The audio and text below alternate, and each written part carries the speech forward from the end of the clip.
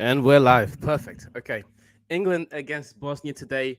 Um, this is gonna be a good test for England. I think that this is one of those games where you set it up as a manager. You set these games up to prepare your team, to prepare ideas, to prepare things that you can possibly do in the bigger stage. And even today, you just look at this starting lineup. You see Trent starting in the middle of the pitch, um, something that Southgate's done before, but over the past few friendlies, over the past few games that England have played, Trent's not been available. He's been injured, so you want to test that out. Probably something that he's going to do in the Euros.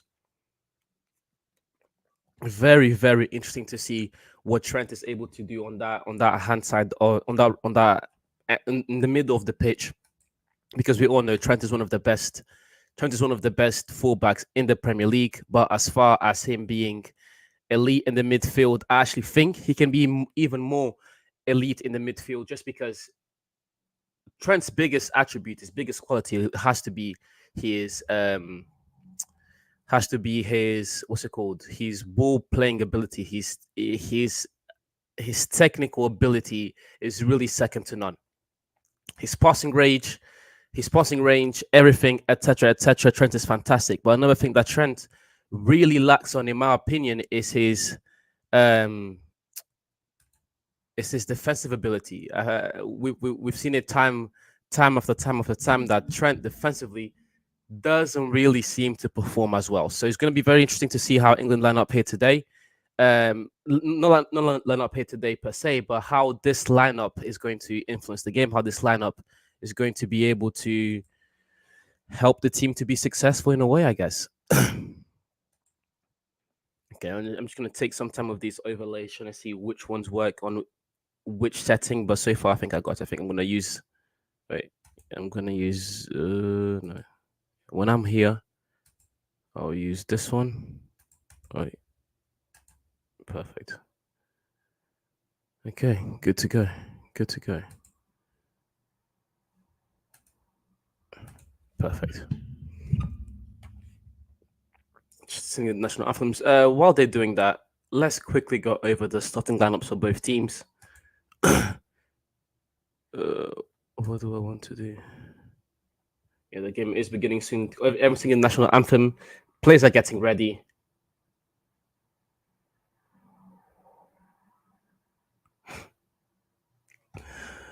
Yes, I want to.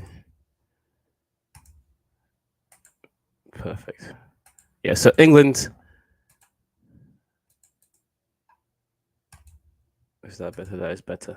Pickford at the back, Trippier on the left. We'll see how that works, but I think he'll be all right. Trippier is definitely. I've said this before, but England, their fullback options, they're spoiled in terms of fullbacks. England have so many elite quality fullbacks. I think having Reece James injured is definitely a hindrance, just because I think Reece James is easily one of the best fullbacks in the world. But nonetheless, you have so many options that it doesn't really matter at some point. You're going with Trippier, Dunk, Gay, and Konsa as the back four. Dunk, been given a few opportunities over the past few games. He's not performed very well in the past few games, if I'm being completely honest, especially in that game against, what was it, against Belgium, even in the game against Brazil.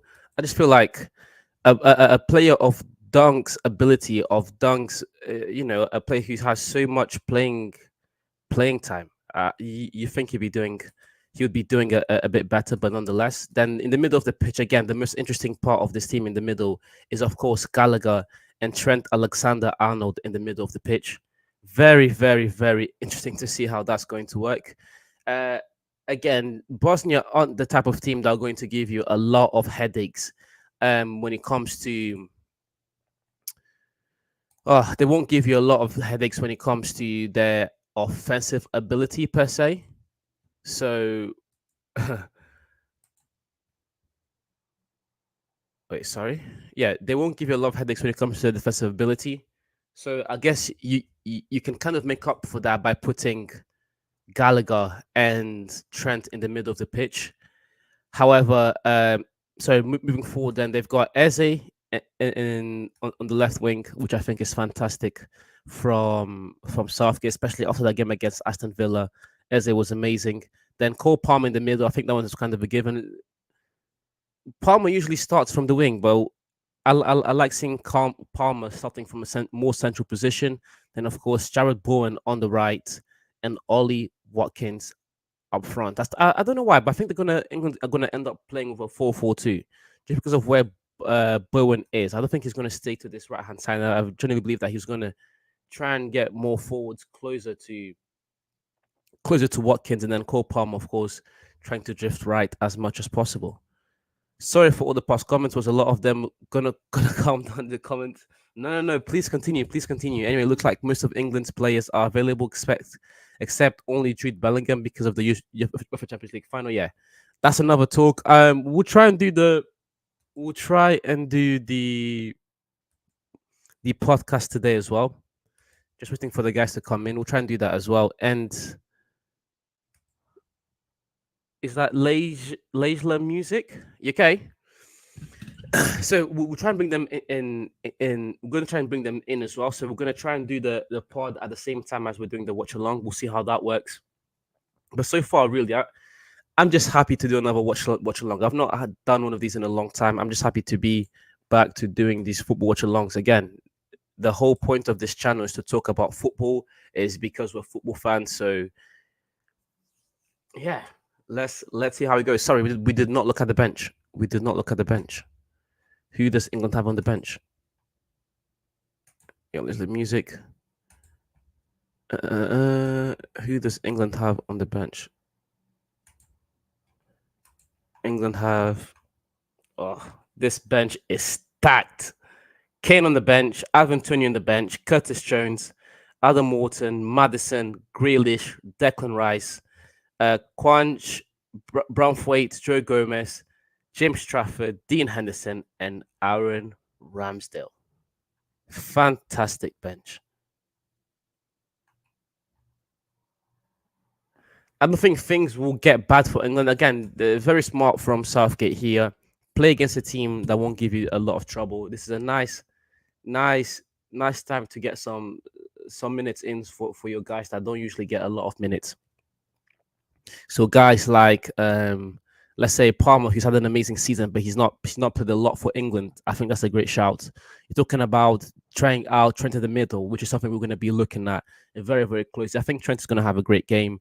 Of course, Ollie Watkins in the amazing season he's had. I think he has to take Watkins to the Euros just because Watkins is the best second option that we have for Harry Kane. But because it's Harry Kane, you can't take Harry Kane off of any important games. You let Watkins here see how he performs, especially if you're trying to implement the team's ideas. So yeah, so far from Southgate, I am very happy. We just need to wait and see how the team plays.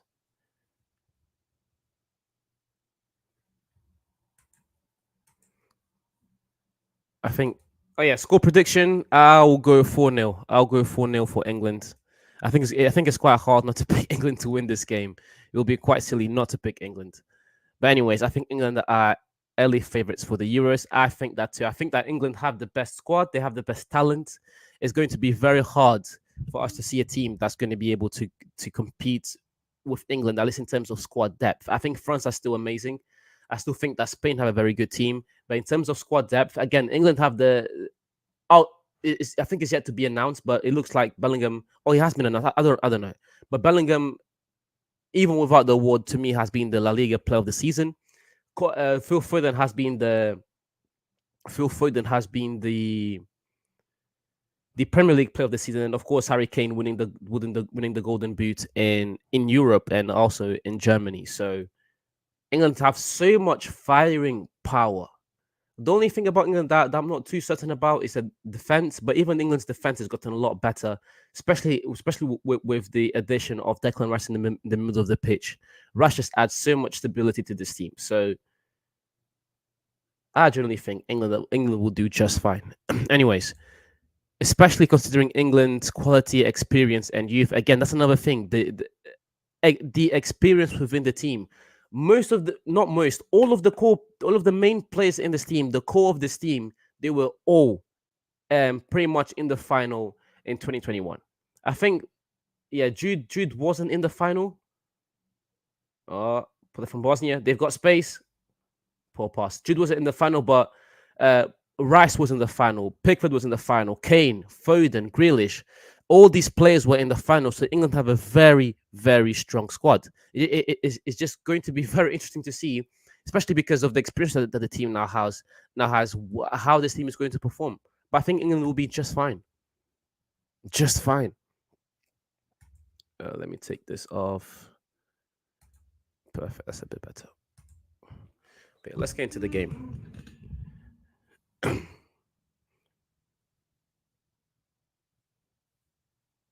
Again, we'll see how Trippier does, but I just think Trippier is one of those players in the team that for Southgate, it just adds such a massive headache because Trippier not only is he such a good player, he's amazing on a set piece, and he's also versatile. He can play on the left, and again, something that Southgate is doing well here today. I've had my fair share of criticism towards Southgate, but I will give him flowers where he deserved. Putting Trippier here because England's left hand side, at least when it comes to the defensive side, has not been as great and does not have as many options. So trying out Trippier on this left hand side is quite clever because you never know what's going to happen in the competition. You have a lot of fullbacks, so to try out how these fullbacks are going to be able to play is clever. Also, giving some minutes to play to a player like Eze, who's been fantastic for Crystal Palace, and we all know how good Eze is on the ball.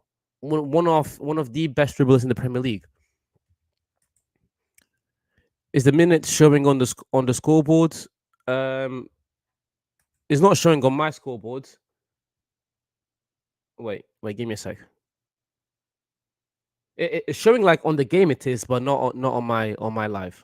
If that makes sense. Like it's not showing here, but it's showing on my game. Anyways, I appreciate everyone that's watching.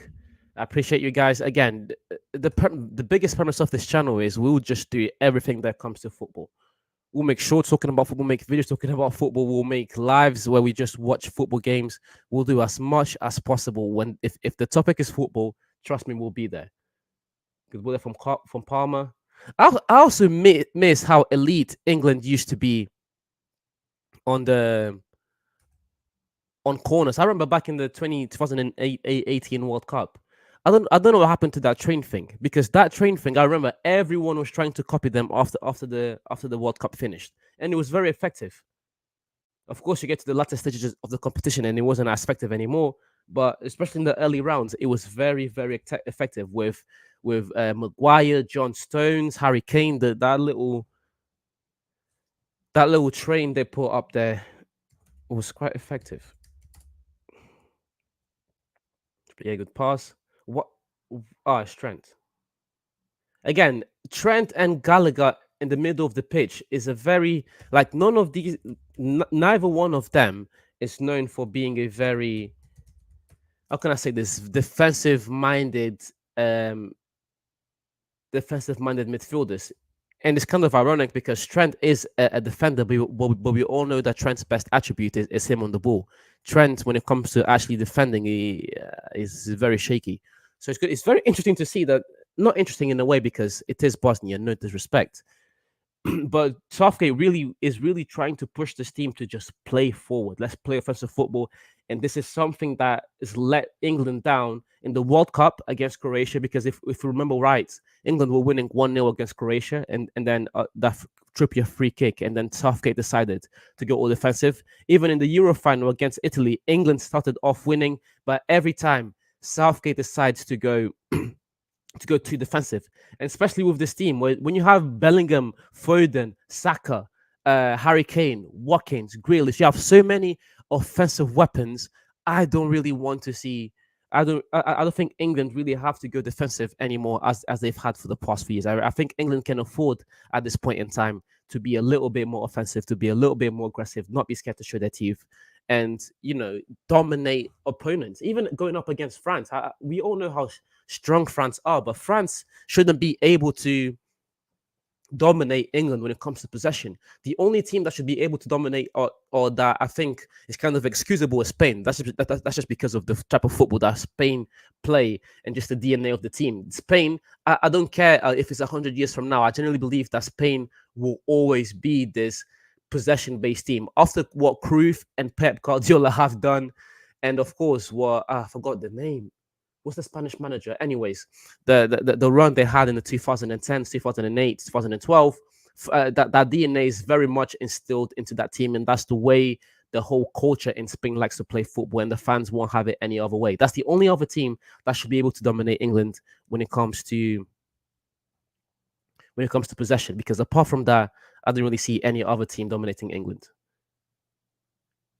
And again, if we're talking about favorites, the only other favorites would be France. But even France, I fancy not. I didn't really fancy England beating France in the World Cup. But right now, if England had to play France, I think England take it. I think England take it, and it won't be a crazy thing to say.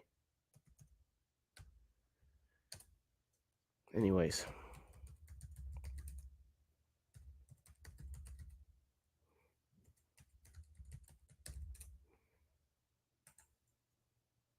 good pass there. Palmer now on the ball. He's got space.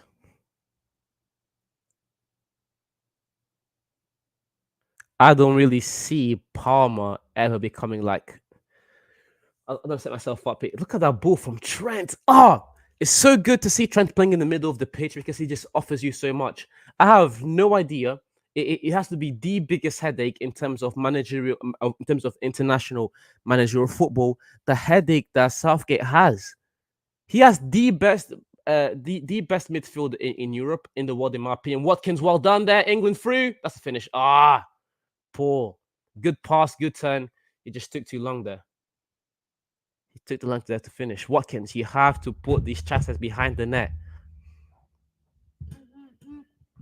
Watkins should really be getting a hat trick here in this game. Watkins need to very firmly put his foot down and say, I am the only correct second option for Harry Kane. There's no one else that should be taking my place. Apart from Harry Kane, of course, who scored 45 goals in the league this season. No one else should be touching me.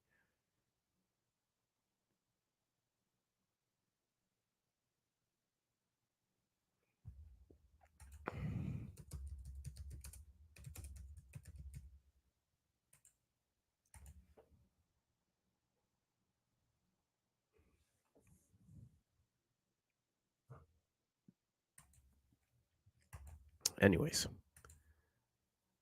again, just back on Trent. What's saying about Trent is the fact that you have Rice, the fact that you have Bellingham, Foden, all these players that we've talked about before, but then you also have the ability to play Trent, who's an amazing passer.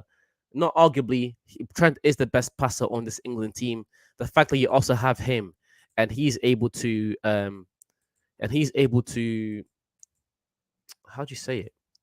Trent is able to play in the middle of the pitch and, of course, be that maestro from deep. There's so many options, so many options for England.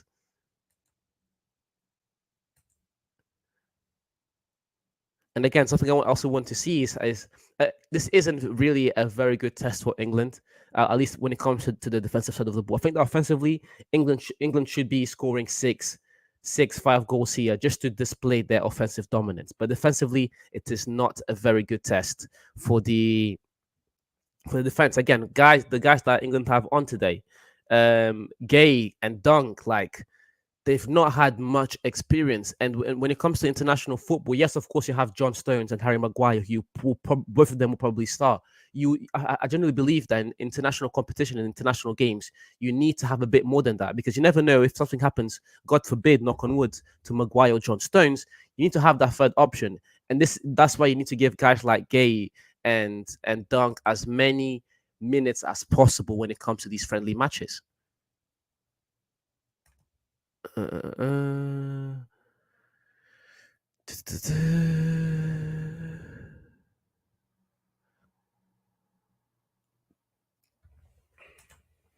Anyways, let's focus on the game. I think I've done enough talking. Let's really just focus on the game.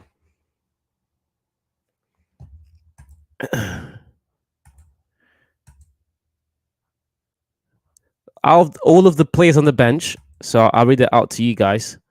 Out of all the players on the bench, so that's Kane, Tony, Curtis Jones, Wharton, Madison, Grealish, Rice, Quanch, Banthwaite, and Gomez. I think that in the second half you swap those two out and you slap in Banthwaite and Gomez, especially Banthwaite. I have high hopes for Banthwaite, especially going forward for England, because we're talking about the next World Cup is in what, 3 years. So you want to, I don't want to say you want to start to set up that team, but you want to think about the future. And these young players, you need to, in a way, build them up to build them up to be ready for this big moment. So again, Brownthwaite coming on at such a. But my question is, which guys do you guys want to see coming on today? Who would excite you most for coming on the match? Thank you again, Frederick here, the moderator, saying exactly what I was about to say. Everyone that's watching right now, you guys are much appreciated. If you enjoy this type of content, if you want more watch alongs, please feel free to subscribe for more football content, etc., etc. When it comes to football, we'll be here. I have already four videos ready this week. Sorry, 4 videos ready this week to go out. We're doing this watch along. I'm doing 2 more watch alongs on Sunday, talking a bit about Man United.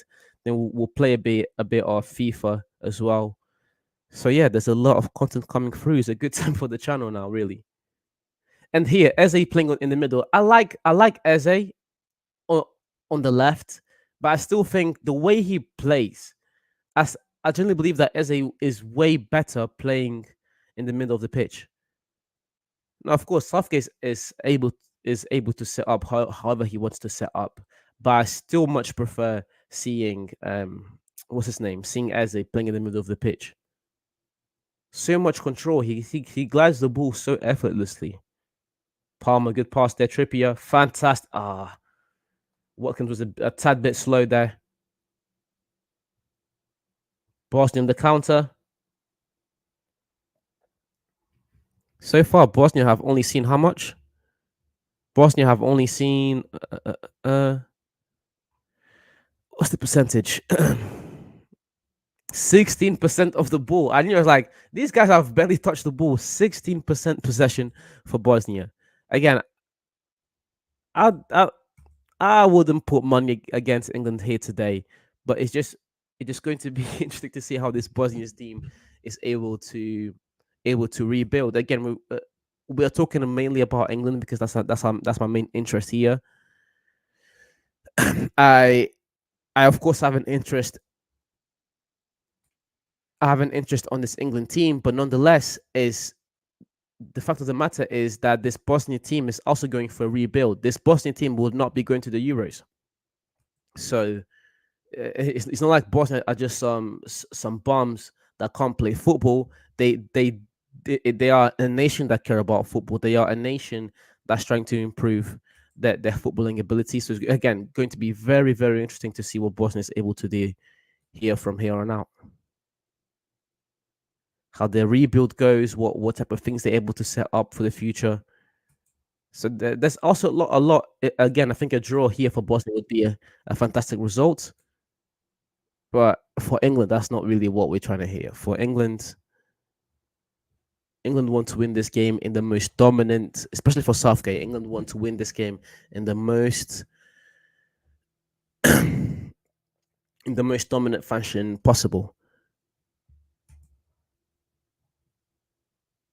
Oh, Luis Aragones in Euros 2008, I believe. If those are the managers you mean, no, I forgot his name. It was the Spanish manager up to 2014 when they lost in the World Cup. I don't know how I forgot his name because literally that man tortured my childhood. Because every single year, it was like every single international year, whenever there was a competition, it was just giving Spain from 2008 to 2012. So that's for 4 years of my childhood, my building, my fundamental years, at least as a football fan, which in the first get into football, it was only giving Spain. So I don't know why I forgot his name.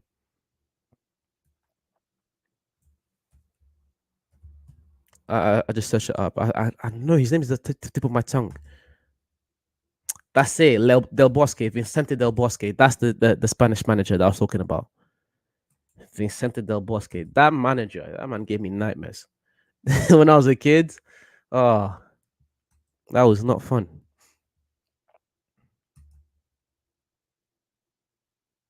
Good job there from England, keeping the ball. But again, 17 minutes in, and I'm not saying that England should have scored already, but that considering the opponent that we have here, there's not been that many chances. There was, of course, that one of Watkins when he turned up around when he turned around a bit too slow, but you kind of expect a bit more good. Yeah, there you go, Eze Palmer. But yeah, Bosnia, they're just crowding the box. They're putting everything they have inside the box. And again, for a lot of these players that have not had a lot of minutes playing for England, this is the type of game that you need to show that you are serious. A guy like Gallagher, like there's a lot of doubt from the fans on Gallagher and what he can actually do for England. This is when you begin to shut down some of those doubts. And even towards Southgate, this is when you show Southgate that you can be one of the main guys. Um, yes, Maxi. Okay, My boy, what's going on? I'm good, bro. I'm good. Yo, what I'm you good. live streaming right now? Right now, Sorry. what you live streaming? England versus that's a Eastern European country. What is that? Yeah, Bosnia. No, what we're doing today is I'm going to do the we're going to do the podcast, but we're going to advertise it as a watch along to see if we can Where's get the some more gang eyes though? in. Where's the gang at, man? Is in Newcastle, St James's. Yo, yeah. Let me tell you something, right? Yeah. I had a chat with you're in London, right? No, not Or like London. you can because you're like five. You know what I mean. I'm in East Coast time, so you're like 5 hours Yeah, ahead of me. I had a chat with the homie. I asked him how did 15 feel yeah. What do like you say? 15 campeons. He's like, Yeah, yeah, oh, it was lit. The next day, because I asked him the following day. yeah, He's like, it don't. I'm like, I know, because you don't know the grind. You don't know the grind. Like, just like when you have a bad season, a couple people are injured. This guy comes back. It's just like I tried to compare it to like basketball terms. Like, yeah, for example, right? You watch the NBA, right?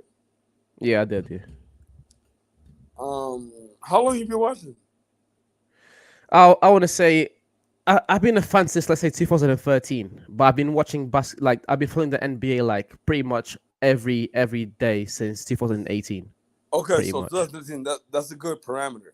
That's 11 Yeah. years. What do you think was like the hardest ring for a certain player?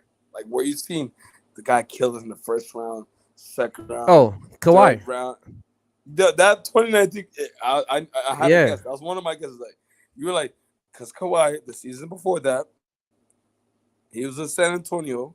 He had a yeah. thigh Doing injury, nothing. and Yeah, you hear me? yeah, yeah. I can.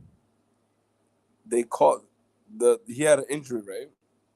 Yeah, They he he told him, "Yo, my thigh injury is serious." Do you know Greg Popovich, right? One of the greatest yeah, coaches of all time in NBA. This is a yeah. proven fact. You can go YouTube this, you can Google this, whatever you want to do. He and Steven Jackson. You know Steven Jackson too? Yeah. Stack Steven five, Jackson. Yeah, stack five, stack five, stack five. yeah, He sent. He told them. This guy instead of sending him, tell him this is the when Zaza Pachulia. It was that jump shot in the corner. This is when Kevin Durant first joined the Warriors, and then Zaza Pachulia did that little dumb little move, and he yeah, in that corner three, and he stuck his foot, gone. In the next following season, the money was on the line, his contract, so he needed an extension. He's trying yeah, to get like I don't know 160, whatever the other money is. The guy said, I'm gonna be honest with this. He he was supposed to get that type of bread, right? But what yeah, happened was Greg Popovich said, "Oh, he's not that hurt." He tried to judge his own injury. How you gonna tell me how my foot feels? as a grown ass man. He literally told him, I cannot play. And you know what happened? You know what he did? Instead of directly talking to him, he told Tony Parker and what's the boy from Argentina? Manu Ginobili. Yeah. Hey, I had the same injury. It's not that word. That. You grown at he excuse my language. That's why I don't want to say it. And you know what happened right after that? He was out the whole season. Yeah. Got traded, went to Toronto, and then what happened? He walked everybody down. That He did. series, that series when Giannis, because I'm not a big Giannis fan.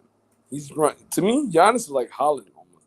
Just run. No, I don't know if you agree with that, but that's all your own propaganda on another day. They won the Yeah. first 2 games. Yeah. Milwaukee won the first 2 games, 2-0 on Toronto in the Eastern Conference. He walked them down. Like what I mean, like a grown man. Like he got to his spot. Yeah, he did. Bro, but because go ahead. but I was so say it was mainly the game against the Sixers. That especially that last game, of course, that game winner. But then also to go up against the Warriors, he looked unstoppable. He looked they were about to three-peat, and he just demolished them. Injuries, etc., etc. I'm not But gonna lie, nonetheless, okay, Kevin Durant got injured, right? I think if Clay didn't get injured, I think the Warriors still I think the Warriors but you see how the tactics to how they played, right? Palmer good cross. Nothing there. This game, like England, shocking. Like they're playing against Bosnia. It's the Who's 24th playing minute. right now? What's his name? You dropped the lineup on the chat? Jared Bowen. I can. Because I Just really here. Jared Bowen is playing on the right hand side, but they've not created enough, in my opinion, considering the fact that they're playing against Bosnia. Like, this isn't did you hear about the Netherlands team? No, what happened to them? They said Jeremy Frimpong ain't make it, bro. Who? My boy Jeremy, bro, Frimpong. They say he ain't make it. The Netherlands are gonna lose again. Like that team is done. I'm sorry. No, but I'm like, you tell me Jeremy Frimpong's not good enough? That's what I'm saying. That team is done. They have no aspirations to win. Yo, bro, I was gonna say, right? Shout out to my boy, right? One of my best friends, right? He's like a Kevin Durant fan, whatever, all that. He just got into footy like 2-3 years ago, and he became he just chose Holland because of TikToks. Yeah. Then he found out like Pierre Hooper, and he's like, yo, that boy Drew Bellingham ain't do shit until that assist. He watched the game. He watched it. He's like, yo, why is that guy on his knees crying like he did some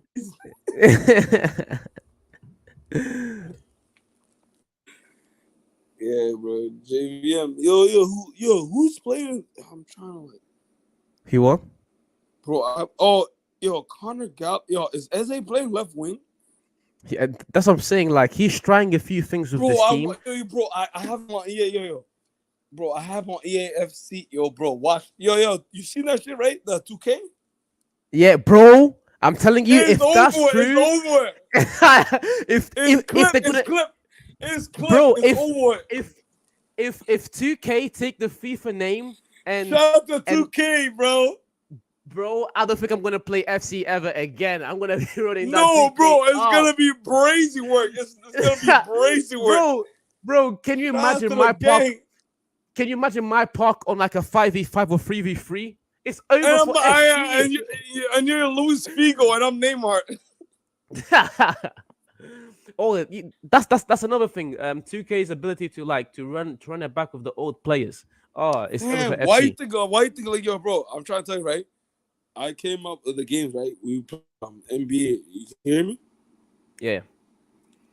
So we played NBA Live. So I remember going up at PlayStation 1, PlayStation 2. But even before I went to like Africa and before I got put on like footy and shit. It was PlayStation. It was NBA Live, and it was NBA Live 06, NBA Live 07. You know Tracy McGrady. You know Dwayne Wade. Yeah. You know his plays, right? Yeah. 2K took over because 2K they was on that what's the other system? You know Sega Dreamcast? That BS, the other little, that's what they said. And then that Yes. 2K, 2K8, I think it was Garnett, and then 2K9 was Chris Paul on the cover. That's when 2K took over. Before that was NBA Live, because the best NBA ever game is NBA Live 2005. And then before that, I was in when I remember the story. I told you I got forced into footy, you know, right? I don't like football. I don't like soccer. I got forced into it. And it was Pro Evolution you never Soccer. told me. No, yeah, bro, that's how I started. PES 2011. No, I got bullied. No, listen, I'm trying to tell you. I'm from America. I grew up here, and I went to Africa with my family. Djibouti, Somalia, and Djibouti is French. So this is the 2006 World Cup. It was damn near earthquake when that guy. And I told him, man, F them guys. I'm with the ops. Andrea Pirlo, Del Piero, Alessandro. Let's go. Luca Toni, Francesco Totti, all that. Cannavaro, all of them. And he was that team was crazy. He won it. He won that. He won it. Fam, that's my own uncle. I'm like, they almost trying to beat me. I'm like, yeah, I'm with the ops. Forget you guys, man. F you guys. When Zidane scored that penalty, it was damn near earthquake. Oh my God. It looked like the ending movie of what are those movies that just went crazy. It's much. I'm like it. Okay. And then after that, I went home and went back to the crib, right? And then we got the cable box. The cable, like, you know, usually in America you got like 70 channels and then go to cable box. So we got asked Mario, can you pay for the cable? I mean, he's like, yeah, I got it. Pay the cable box. So we get Premier League games in Serie A. Yeah. So I'm watching Serie A. Alessandro, all of them. Totti. What's that ball hit? Oh my God, wasn't it Schneider? Bro is such a hooper. Wesley, pure hooper. I'm watching it, waking up every 8 in the morning after I'm playing basketball because I'm a basketball player. And it was so just stay with it. And I'm like, yo, one of the goals I remember was, is his name Van Broers? Van der Vaart. That long distance ass goal. And then when Van Persie scored from the header outside the box in that World Cup. 2014. Yeah. And that game was crazy. Even my pop, bro. I remember this day, right? When Brazil lost 7-1.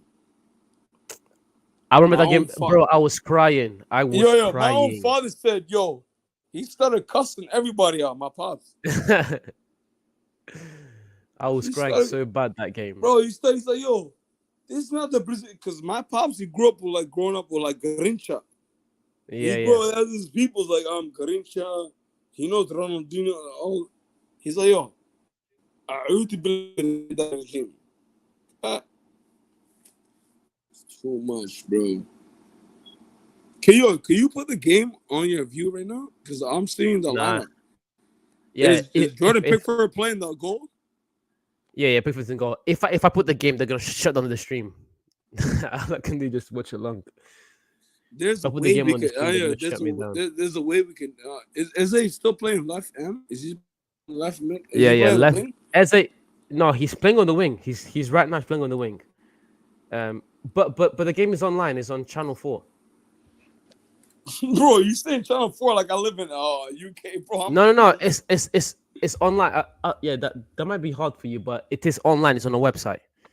You know how bro, we can't get the chat going on right now. Wait, I'll send you the link on Instagram. Wait there. So we gotta chat to Yusuf though on some real shit. Yeah. Pause.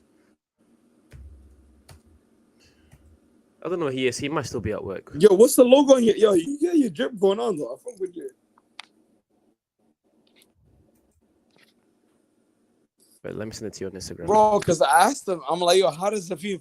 Shania told me 50-time champion.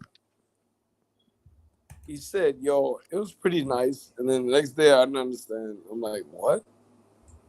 Nigga, Yeah. let And Manchester United win 15. I and wouldn't also, even. I'll, You probably jump me. You probably beat me up. bro, if United win the Champions League 15 times, even if we No, won it yeah, next year, if we won it next year, I would have shut up bro, for the whole year. For the you would whole have came to year, America. You would have came to America and tried to beat me up because that. bro. You couldn't tell me nothing about Ten Hag, about Rashford, nothing. You would have told me kick rocks every day.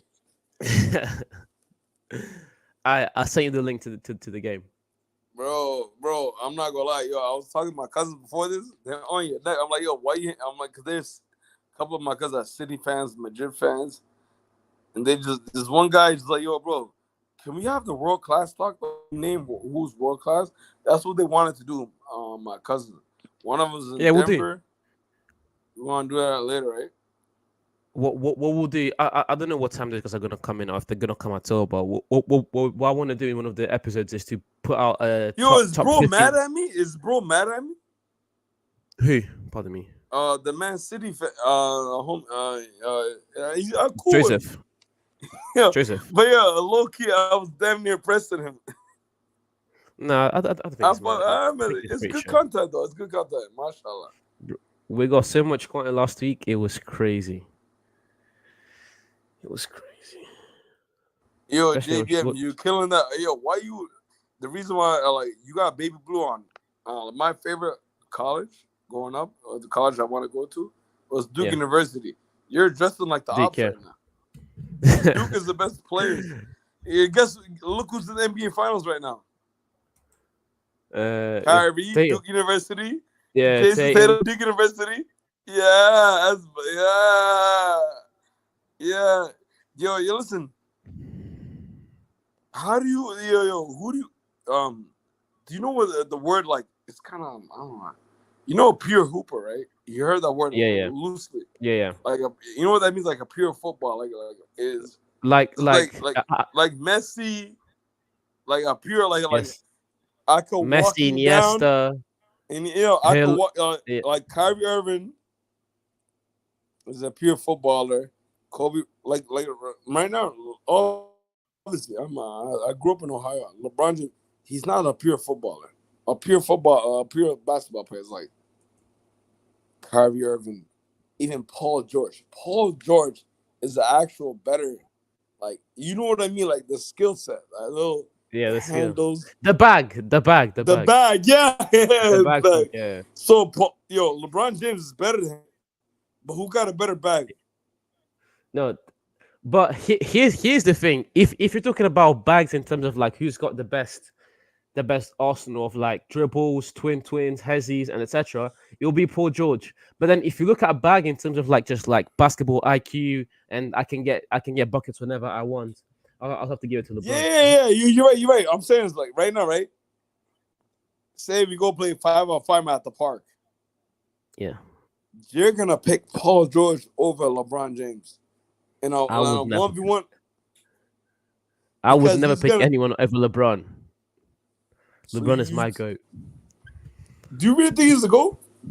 Yeah, he's the best basketball player. He's better than Michael Jordan? Best basketball player. Best. I'm going to tell you a lot. It's between me and you, right? In 2002, right? I grew up in Ohio. Yeah. Like, I lived in Ohio for 5 years. Right before I lived in Atlanta, and then I came to Maine. That's another. You can go Google that if you want. Yeah. There was a running back. I don't know, Maurice Correct, better than LeBron James. I lived in the same area with LeBron James, same height. Do you think he's a better basketball player than Kobe Bryant all the time? Than Kobe? Yeah.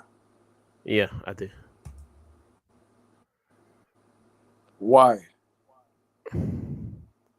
Just I think Kobe's best attribute would be his scoring, but LeBron, like the not Kobe's main attribute over LeBron would be his scoring.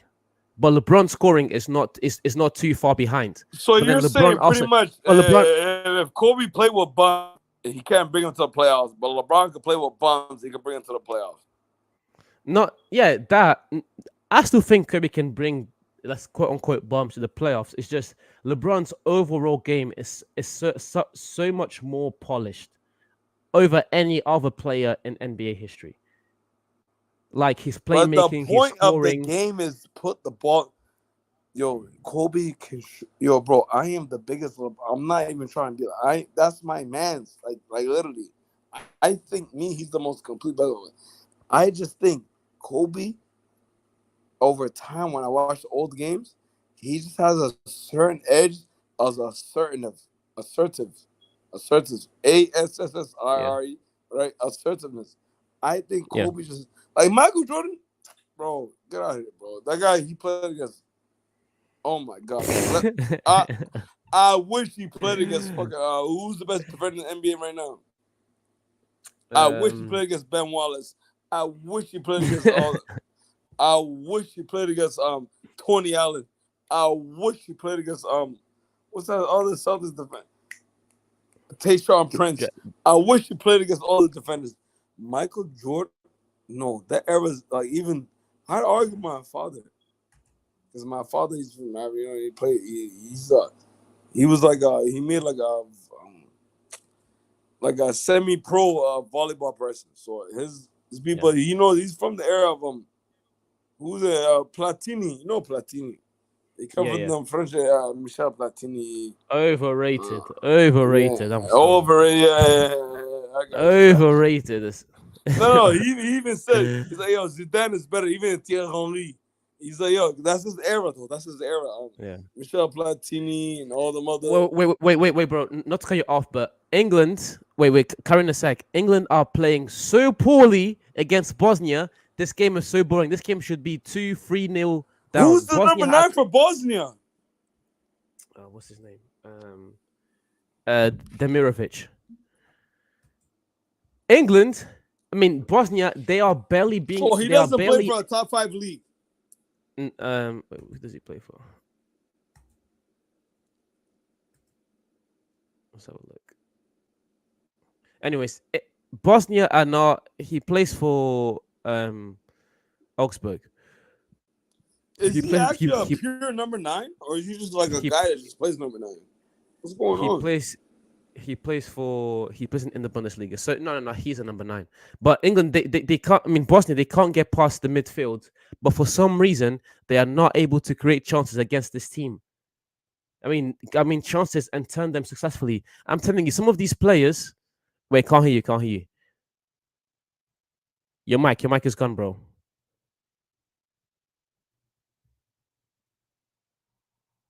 Maxwell, your mic is gone. Wait, can you hear me?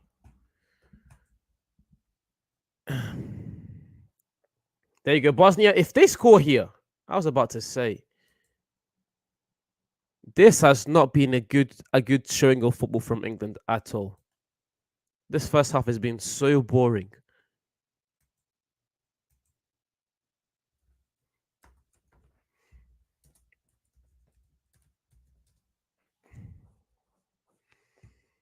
Good block there. Corner for Bosnia.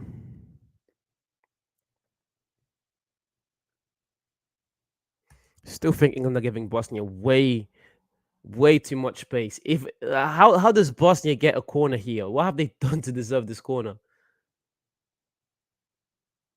This England team is extremely poor. Some of these players will be coming off at halftime.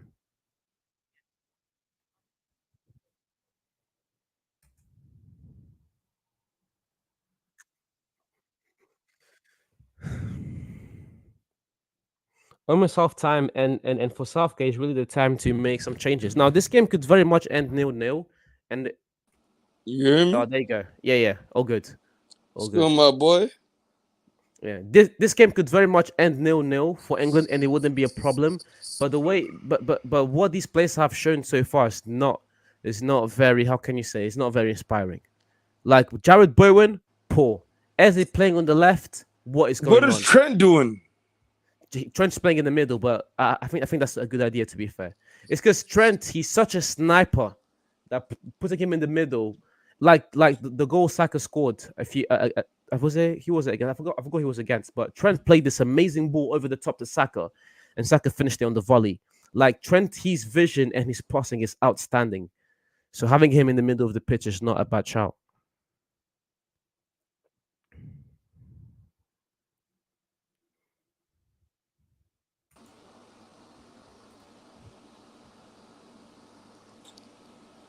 Anyways, carry on. Carry on what you were saying. You got to go for like 5 minutes. Yo, I had my cousin. He was trying to say something. I was gonna ask you a question. Right? Can you hear me? Yeah, I can. We was trying to get to find out world class. Yeah. How many world class players are there in the world? I'm talking about like a number. Give me like 5, 10, 15, 25, 23. Like, and then after that, we can walk them down and we're gonna see. I'll This try is and a name. very subject. It's a good subject. We need to handle. I'll try and name them. I think Harry Kane is, of course, world class. No, world I'm not class. asking you a name right now. I'm asking you how many numbers of players are there world class? Is it 10? Is it 15? Is it 8? Is it 23? Is it 22? And then we just as a guess, I would say around 20. I think that around 20, you get your world class players. So where do you want to start off from? You want to start off from the numbers? No. I think as a world, yeah, I think there'll be 22. I think there's at least two players. I think it's under 25. I think it's under 25.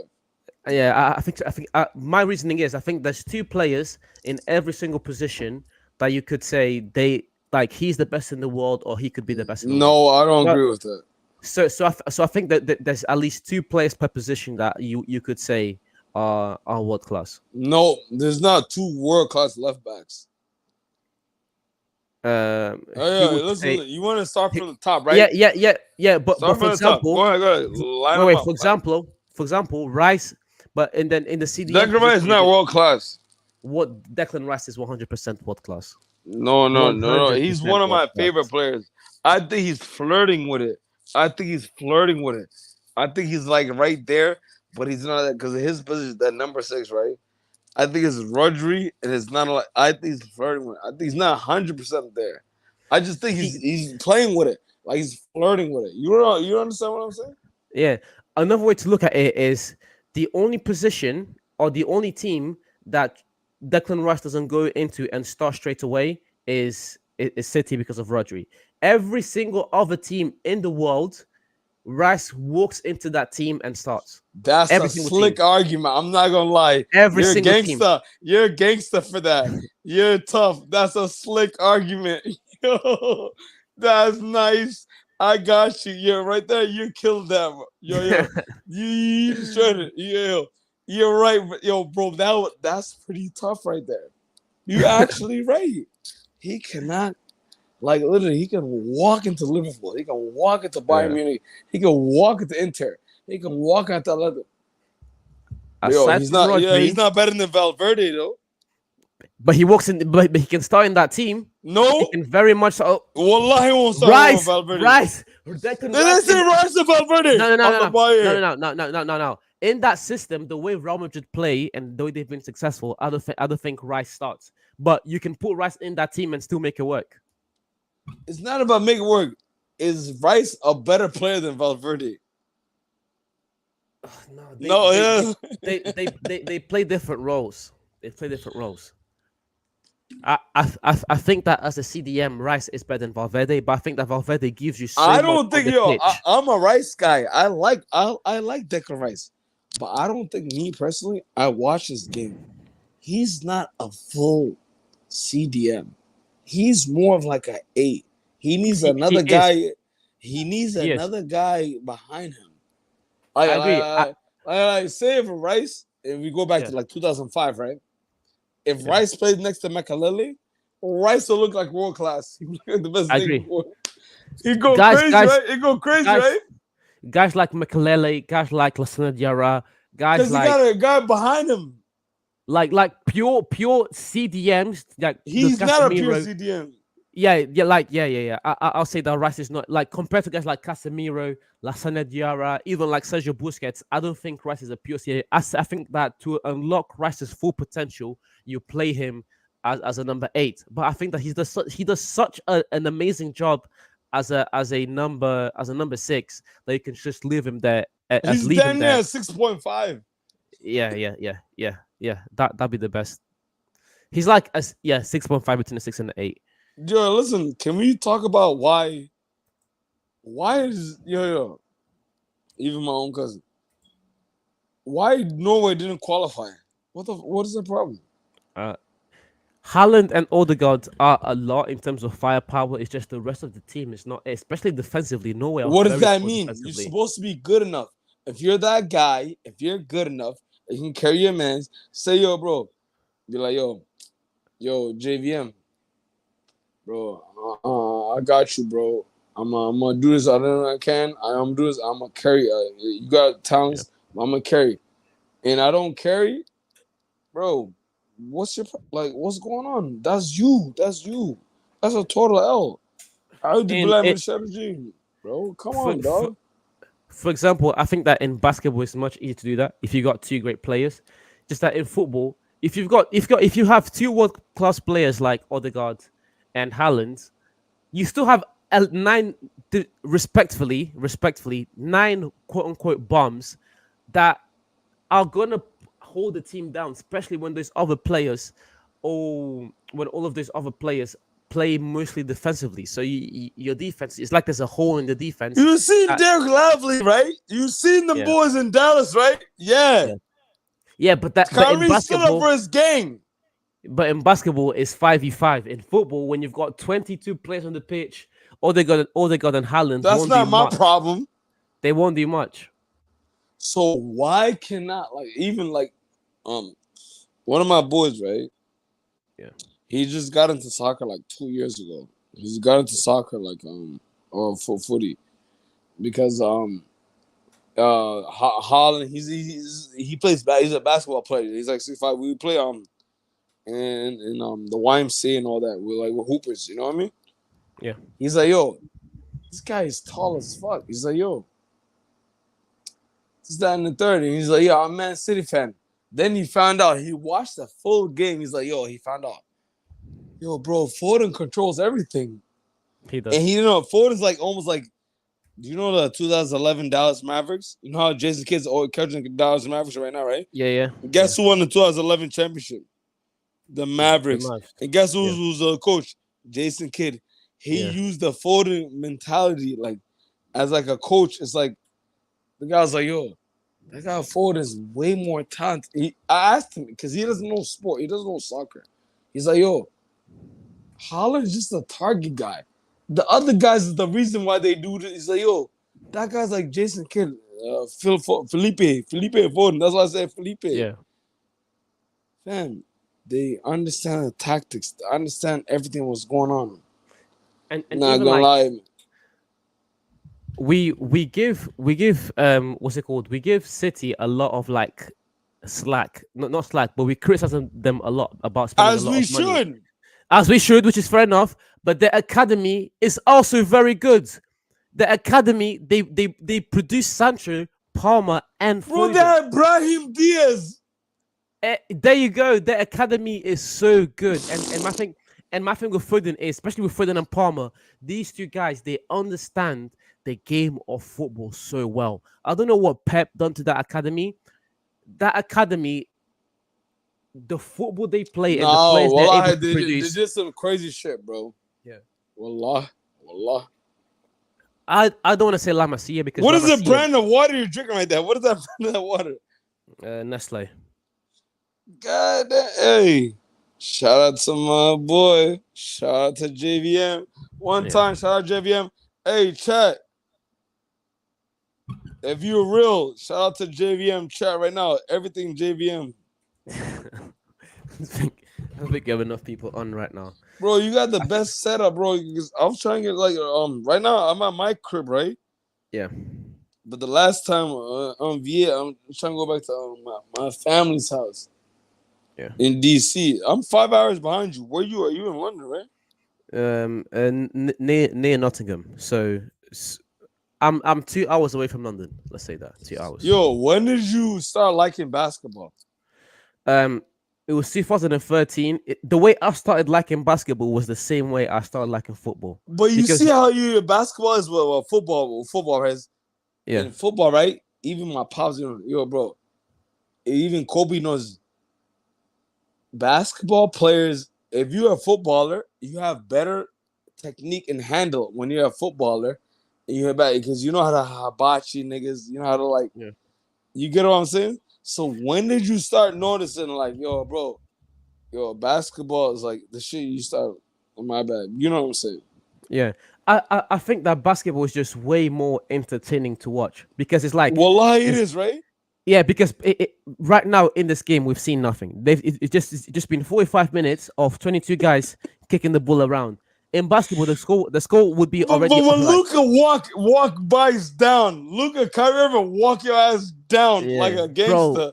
Like Ga- he look at you dead in your eyes and says, "Hey, buddy, I'm gonna walk you down right now, little ass boy."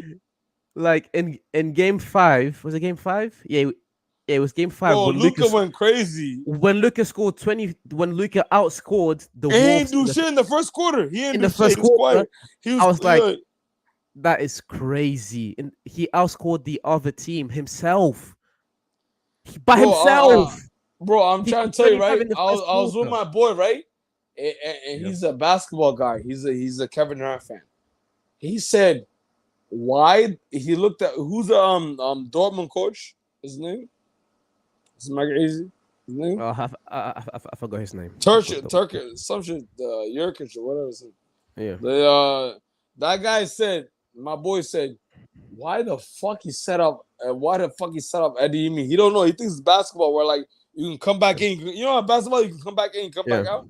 Yeah. The guy said, why did he sub Eddie Emi out? That's the guy who threatened all them guys. Yeah. So, But at the Yemi, he where took Eddie him off for Emi? Royce and it made no sense because at the Bro, that's what Yemi, he said. You know what he he said? This is my what? boy. He said, yo, why did they sub at this? Oh, he's new to the sport. You know what I mean? Yeah. He's like, yo, why did they sub this African Nigerian perfect purpose, right? For this piece of shit that's just old ass rapper.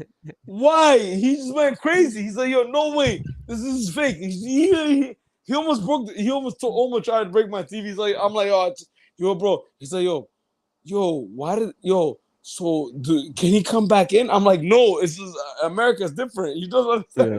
And he's like, yo, once you get subbed out, you're clipped. It's one and done. That's it.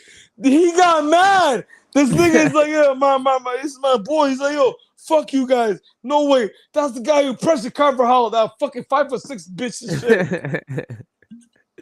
No, in the first half, Adeyemi was pressing Carvajal like crazy, like for the whole game. Like a hoe. He was a hoe. Yeah. Go ahead, bro. I'm not even gonna lie, bro. Are we live? Yeah, we still live. Yeah, we're still live. It's just half time. Yeah, rewind me right here. Huh? Yo, what app are you on right now? App. Cause I'm trying to switch to your shit. Stop for that. YouTube. But StreamYard. Okay, YouTube? Dortmund needed Adeyemi because of his work rate, in my opinion, especially when playing against. Bro, Yeah. Adeyemi, bro. Well, okay, bro. Bro, the reason why you're not on Adeyemi, YouTube. You're not. You're lying. I am. The reason why I don't Adeyemi. see you.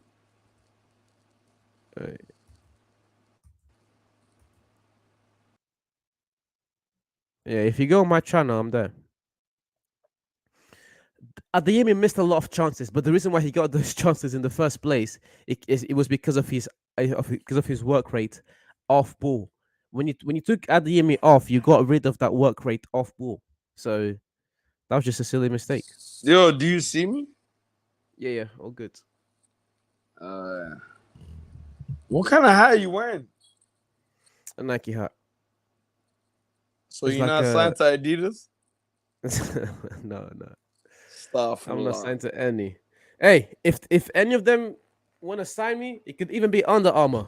I'll sign. So you're signed to New Balance? I would sign. If Say they're paying If they pay me to wear their clothes, I will sign. So you signed to New Balance? I'll even sign to Say Umbros or what? Reebok. Under Armour. Bro, Even JVM, man. Yo, bro, you're a TD, man. You're a top dog, man. I'll fuck with you, man. That's my bro. where, I mess with you the where are long way. you? Yo, can you get this Real Madrid kid? Where is this guy Crybaby at? Where is he at? Yeah, Can you let me hear? text him. Let me text him. Yeah. Yo, bro called me earlier too. You know that, right? Bro, Not to know. it's for a lot. Alhamdulillah, Rabbil Alameen. Bro, call that kid, bro. Tell him get on live. Get on live right now. Yo, it's hot as a bit. I got my AC on. It's hot. JVM is drippy, splashy, high fashion. Fam. Yo, can we talk about Arne Slot? What about him? Yo, you think I'm gonna do a good job? You think we're gonna do a good job with him? Where? Where did he go? No, Liverpool. Oh yes, Liverpool manager. I Can don't we know speak because about it? yeah, You because I've not seen enough from him. Like I don't even know what he won or anything. So Yo, I was gonna say, right? I'm cool with the other homie. Like he thinks, I don't know if he thinks, like I don't like hate him or whatever. I don't have no problem. What's his name? Joseph, yeah, the Man City homie. yeah, I have no problem. I don't know, bro. He's. But yo, 115 charges is crazy. yeah. No, bro, 115 charges. They need to Yo, something needs to happen. Something. yo, bro, bro. My father even likes that. Yo, bro. When did you start liking soccer? Like, when did you grow up and start liking the sport? It was mainly like you know 2000 and it was 2010 when You Messi grew won. up in UK? No, I grew up in Portugal. Oh, you in Portuguese, right? Yeah, yeah. So when did you was it your dad, your mom, your family? No, no, because I didn't grow up with my dad. It was just me, my mom, and my sister. And my mom and sister Oh they yeah, don't watch. Walasha, Walasha, my bad. Walasha means like my sister. Yeah. So yo, why do remember I told you, right? I told you I Yeah. got bullied into liking soccer. I'm not a soccer Yeah. nigga. So I'm a basketball nigga. was it when you went to Africa? What you saying? I got bullied because my parents 2000, yeah, I'm born 1993. I Yeah. grew up played basketball every time, and then my family sent me to Africa in 2006. This is when Yeah. Zidane hit the crossbar, the World Cup, the Yeah. Italia, and I said, and this is Djibouti. This is Djibouti. They like French. The North Africa, North Somalia. Yeah. I'm like, yo, fuck you guys. I'm with the ops. Yes, I'm with Andre Pirlo. I'm with Zambrota. I'm with what's the other Italian nigga's name? Gattuso. All them Yeah. guys. Yes. I'm with the ops. I'm like, yes. Cannavaro, Buffon. Cannavaro, Buffon, Zambrota, Luca Toni, Francesco Totti, everybody. Alessandro Del Piero. You All already them know, guys. motherfucker. Yes. And then that's what happened. That's what I said. Oh yeah, that's what I became. It was playing like Pro Evolution Soccer, like PSP. What is that shit called? Pro Pass. Evolution Pass. PES, right? PSA. Yeah. And then in my pops, my dad showed me. He's like, yo, when you shoot outside the box, it's almost like a 3-pointer. And I thought, well, that's what it was. And then I just thought, I'm like, well, Liverpool and all that shit. I'm like, yo, Steven Gerrard, a long 3-pointer. And I just started doing that after that. I started Yeah. watching it. I even still remember that nigga. What's that nigga's name, bro? From the fucking Newcastle, all them niggas. Bro, I did a lot. Who? Alan Shearer. No, I was sure. That was his oldest shit. This is a bum. No, I'm thinking more about he played for Newcastle. Who? A long distance striker.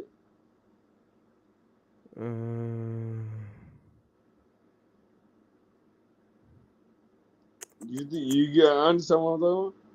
No, no, I don't know who it is. Okay, forget about that. Right? You see how times change, right? What is Yeah. the best formation? Now it's 4-4-1-2. No, they're playing with the same formation, same players. This is why I don't trust Southgate, man. Why is this team drawing nil He's nil to trash, bro. Bosnia? He's gushing, bro. What is going on? Wallah, This is yo, I Bosnia. would be like, yo, goddamn, bro. Wallah, you're right, bro. This guy is a piece of shit. Like, Wallah, fair he's enough, gushing. and even like, I don't know why Grealish is not on in this game. I don't know why Madison is not Bro, on. yeah. Listen, I had a big argument with my cousin, right? Can you hear me? Yeah, yeah. I'm not one of the niggas that's trying to be racist and all that. I don't give Yeah. a fuck about soccer. Yo, Grealish is a better footballer than that nigga. Gangster, straight up. Then who? Than soccer. Um, Yo, my cousin's trying to have an argument with me right now just because of that. He's just literally, he's like, yo, you better go on the podcast and tell them niggas that soccer's better. I'm like, yo, but soccer can even pause. Nah, bro, he's not that talented, fam. no, Wallah, no, I don't care about your, I no, don't care no, about no. being black. Saka is my son. The thing with Saka, the only criticism I'd have for, actually, I don't even have He's not a like, good footy, bro. But listen, he is. listen, bro. I don't even play sports like that, right? Yeah. Wallahi, if you see me play basketball, I'm a you ain't like I gotta make yo, bro. You gotta understand, fam. This guy, my cousin, right? He's from Phoenix. They're like, so you're in Europe, right? Where are you at? Yeah.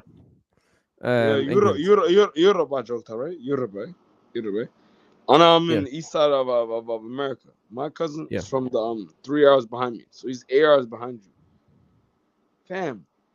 I know talent. You know when you see talent, it like it's disturbing, bro. It's not good, bro. You know when you see talent. So you think Saka is a better player than than fucking Foden?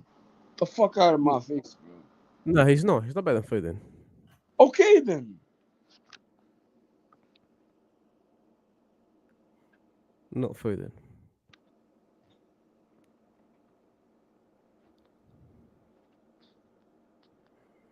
Yo, so where we at right now? I'm at home. Just chilling. Yo. Trent, a Can you good pass name? from Trent. Come on, Watkins. This guy. Yo. Great Can you pass from name? Can you Trent. name five number fives, number tens better than him? Then who? Then Kaká. Kaká. Better than who? Then Kaká. Um, if you consider Iniesta a 10, I'll say Iniesta. I'll say Xavi. No, no, not Xavi. Sorry, I say Zidane. Iniesta, Zidane. Um, I don't think there are a lot better than Kaká. I think Kaká is a top five number 10. Good, they're from Watkins. I mean, two Watkins. Wow, this guy's. Oh my days! Shocking game from England.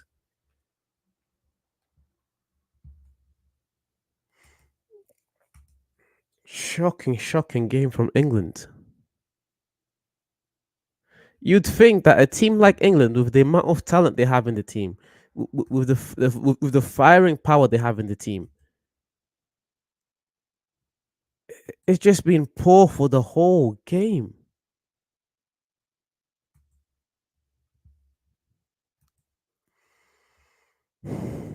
And again, we're getting towards minute 50 in a friendly, and it's fair enough to Southgate. He needs to let a lot of these players just get a playing time. I don't think this game is too worrying because the main players for the team aren't playing today. I don't think even like you're talking about 11 players. I think six of them may not even be going to the Euros, the final team. So this is about giving them a bit of confidence, a bit of experience with the national team. What is Watkins doing there? Shocking. Anyways, you want to build that experience, that confidence, but ooh, it's just not it. It's not good enough. Fred, how you doing, bro? Where did you go? You just need a bit more for a team of this quality with the players that this team has. I mean, with the players that this team has. Good, England could score 3 4 goals, but I will always say the first 50 minutes of this game have been shocking. You just expect a lot more from a team like England. I actually think that Trent's not being too bad. It's just he doesn't really have a teammate or a partner in crime there to do much with him. And Bosnia, they're on this rebuild phase, and defensively they've been sound. Defensively, Bosnia have been very sound, especially considering the fact that they're going up against England and the amount of talent in this team.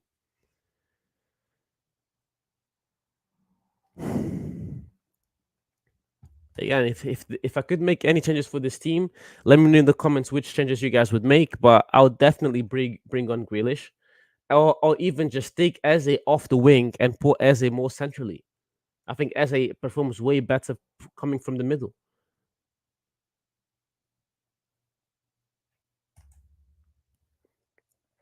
Yeah. I think this thing of playing Trent with another 8 will never work. That midfield is just too weak. I understand why he did it again. Going up against there you go, Madison. That's the next player I was going to say. You just need someone to take a bit more control of the game because none of these players in the middle of the pitch, apart from Trent, are really taking much control for the team. And so far, it kind of reflects in this rating from SofaScore. Palmer was doing quite well, to be fair, in the first half, but first 7 minutes here, he's been very quiet. And I don't know why I don't know why Bowen is starting from the right. You put Palmer there. You put Palmer on the right, and then you allow Eze to start off from the middle. I think that would have been a way better idea. By the way, my new team, my team in Norway is for the third league in the Elistrian. What's the best team in Norway? Good cross. Watkins still. I don't keep up with Norwegian football at all. What's the best team in Norway? So much more that this team could do.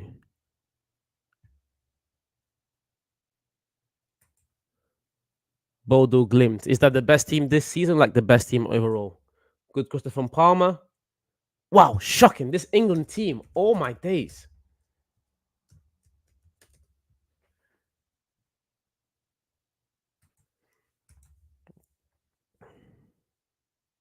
Boston now on the counter. And Bosnia, like they are barely able to get past the halfway line. And when they do, they just try their best to hit England quickly on the counter. And even so, with the amount of possession England have. So England have kept 68% possession, but they've only created 2 big chances. They've had 9 shots, and the keeper has had to make 0 saves. Sorry, the other way around. England have wait. What am I saying? Yes, England took 9 shots, and the keeper only had to make 3 saves. You've had 2 big chances. It's like where's the conversion rate within this team? And again, because you put Eze on the left, you're taking him out of the game pretty much. Gallagher there, good pass. Bowen, good pass to Palmer. Too many touches. They've won like 3 league titles in Norway. Best team overall. Also plays in Europe. 3 league titles in the last. Oh damn! 3 league titles in 5 years is crazy. That's very good. Gallagher, poor pass. Again, out of this team, I think Pickford can quite easily start for England just because of how much Southgate rates him. I think Trippier could start for England, but the rest of these guys, I wouldn't start any of them. I wouldn't. I would go for Harry Kane up front. I would go for Saka on the right, and I would go for. I think I would go for Grealish on the left. Then I would go for Foden, Bellingham, and Rice in the middle of the pitch. I would start Kobe Mainu over Gallagher. That's how poorly I rate this starting 11. But again, I don't think that's really Southgate's fault. I think that Southgate is being very nice here, giving a lot of these players some playing time. And then at the back line, I'm starting Kyle Walker. I wouldn't go for Maguire, but what other option do you have? I guess that's Maguire and John Stones. And then on the left hand side, probably Trippier, to be fair.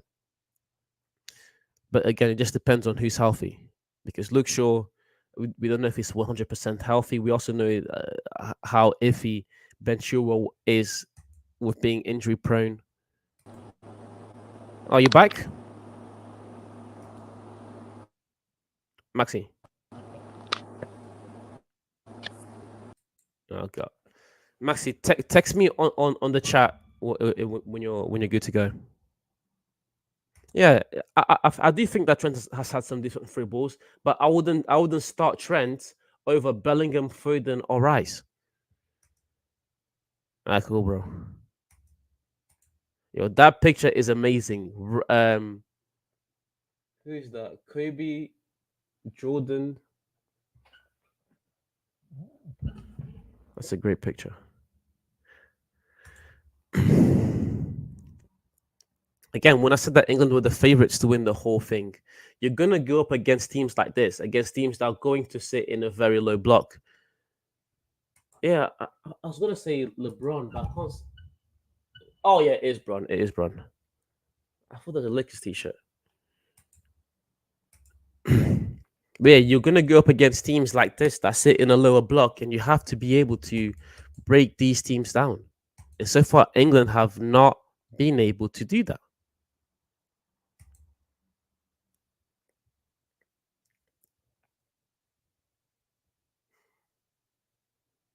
Oh, potential penalty for England here.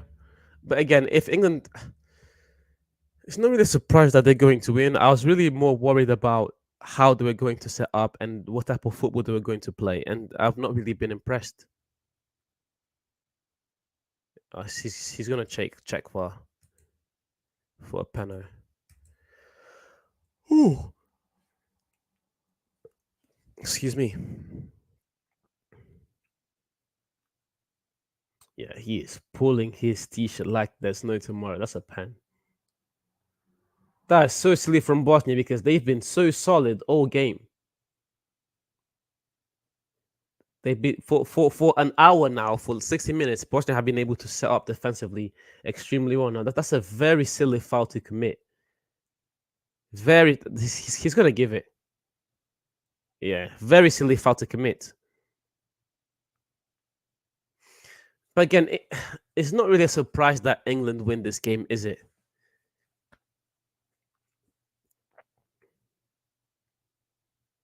Pretty much the story of the game so far is how England, within 60 minutes, haven't been able to score from open play.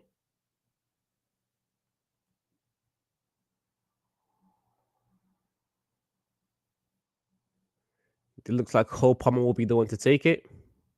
Harry Kane is coming on. This is poor. I still think you give Harry Kane a rest here. I wouldn't want to think that this would be a game where you have to bring on Harry Kane. I think you give the full 90 minutes to Watkins to build his confidence, and I don't think Harry Kane would have to start. But England got themselves in a position where you have to bring on Harry Kane. Penalty here for Palmer.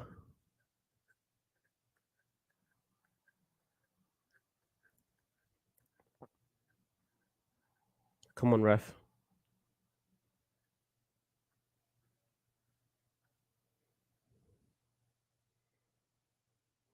Great finish from Palmer. Great finish. Well taken. Well taken.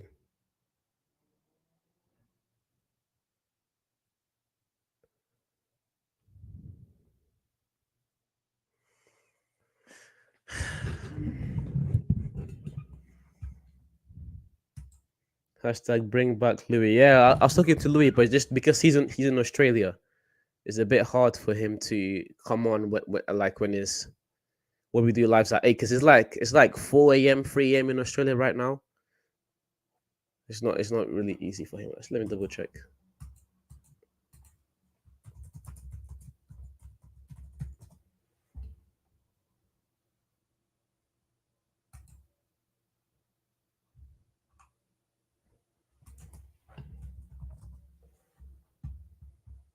New South Wales, Northern.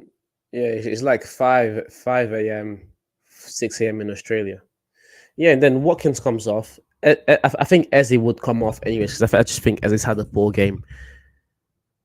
Yes, Yusuf. Should have came on to talk about Real Madrid. Ah, cool, cool. That's fine.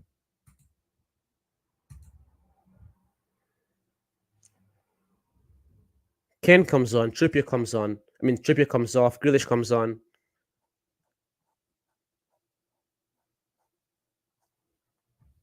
He's such a loyal servant. It's very hard to see Trippier not have a solid game.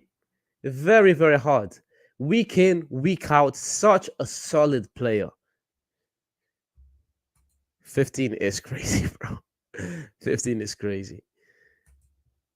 And you know what's the worst part about 15? Is that in the next 5 years they could make it 20 without a blemish. That's the craziest part. With Mbappe now on the team, they could really get to 20 within the next 5 years. Brownthwaite is also on. I think Brownthwaite coming on is good. Grealish coming on is good, but I don't know if this is one of those games where you have to bring on Harry. If you have to bring on Harry Kane.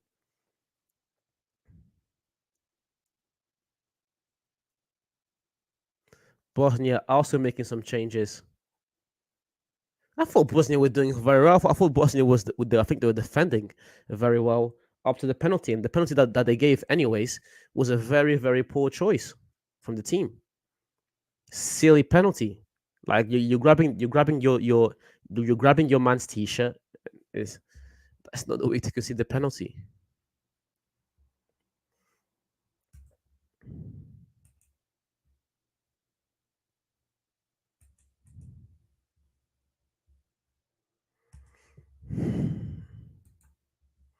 Yep, Florentino Perez, the master president, even Santiago Bernabeu is crazy engineering. People aren't really ready to have this conversation about Florentino Perez just because of how much he's hated. The fact that he's still in the Super League, but Real Madrid and Barcelona, the only two teams left in the Super League, and all of the shady stuff that is reported to have happened from Florentino Perez. But just from a footballing standpoint, from the standpoint of running a football club, from a standpoint of being successful, Florentino Perez has been the man at Real Madrid, and even where Real Madrid are at right now with the Champions League they've won, and the way that team was set up, and the way he's setting up the team for the future. Of course, Mbappe coming in, but let's not forget this has been a team in the building over the past 3 years. I generally believe that this has been Florentino's vision. You've got a midfield with four young players, four young talented players, arguably the four best outside of Foden and Rice, four best young midfielders in Camavinga, in Chouameni, in Valverde and Bellingham. The depth in that midfield is crazy, and you still have Luka Modric for another year. Then up front, you of course have Brazilian talent galore in Rodrigo, Vini, and Endrick, the three best young prospects to come from Brazil over the past 10 years. And then you of course brought in Mbappe, who is the best player in the world. It's like to pull off like it. Thinking about it now that it is done, it is of course impressive. But even before, when people were talking about it happening, you can't do stuff like this over a transfer window. This is the type of stuff that takes time, and Perez pulled it off. Gallagher inside the box. I'm sorry. SofaScore is giving Gallagher a rating of 7. I don't see it. This guy Gallagher, let's look at his numbers. 94% pass accuracy. He's had one key pass. He attempted one cross, did not make it successfully. He won most of his ground deals. So okay, fair enough. Like defensively, he's doing a good job. It's on the ball. I've not seen enough from Gallagher. I think Ezzy's a bit pissed there. I just think Eze had a very, very poor game. But part of the reason why Eze had a poor game is because he's been taken off position a little bit. I know that the way Crystal Palace plays, Eze doesn't start off centrally exactly, but him and Olise are given the keys the keys of the offense pretty much at Crystal Palace. And here he's been very restricted to stay in that left hand side. I think Eze needs to figure out what his best position is. I think that would be very important for him to figure out where he's most comfortable at. They have a retractable roof. The pitch can be adjusted, and the standings that are basically the stadium. What they did with the stadium, Madrid, like it was very expensive, and it's not going to pay off right now. But long term, we're talking about 10 years from now, especially. I would say even 5 years from now that stadium will be like whenever a musician or whenever something needs to happen in Spain. Let's say, for example, an artist like Taylor Swift was just there, and this is like the Weekends, the Bad Bunny, the biggest artists in the world. When they want to perform, where will they go? They go to the Santiago Bernabeu, and that's probably like it is the hottest attraction in how do you say it in Spain, in Madrid, but probably one of the biggest in Europe as well, just because of the historic landmark that stadium is. So yeah, sporting wise, it is a great modification. But then, of course, from a business perspective, seeing what, for example, Tottenham were able to do, just another fantastic move. But yeah, decent game so far. So far, although it could be more something. Yeah, it's just I don't think it's been a decent game from. I think that England come off this game and it's been quite disappointing for them, really. I don't think it's too much on Southgate. I think that these players could have done a lot better. I think Southgate's trying to give these players some chances, trying to figure out who can still make it to the team and who can't. But they've not really done themselves a service here, have they? Kane on the ball. Oh, Kane. He had Trent right there. Poor decision. But I don't know. I'm liking the experience of having Trent playing in the middle, just from the simple fact that Trent is such a sniper, especially if you play Trent next to someone like Declan Rice. I don't think he starts because of Jude and Foden. I don't think he starts, but it is definitely an option that England could go for. Madison, good cross, goal kick. In a game where you weren't really able to for example, break the opposite team down. If you set up in a if you want to hit the team on a counter attack, you put Trent on, and it all of a sudden becomes very easy to hit teams on the counter attack, just because of the range of pass that this guy has, which is pretty much unlimited as far as the football pitch goes.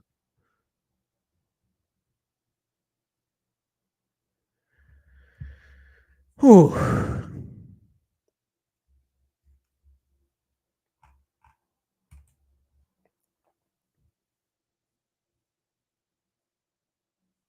Yeah, it's just England should have done a lot better based on the quality of this squad, based on where these players play. All of these guys play in top clubs, top leagues in Europe. Not the same thing cannot be said about Bosnia. It's just poor.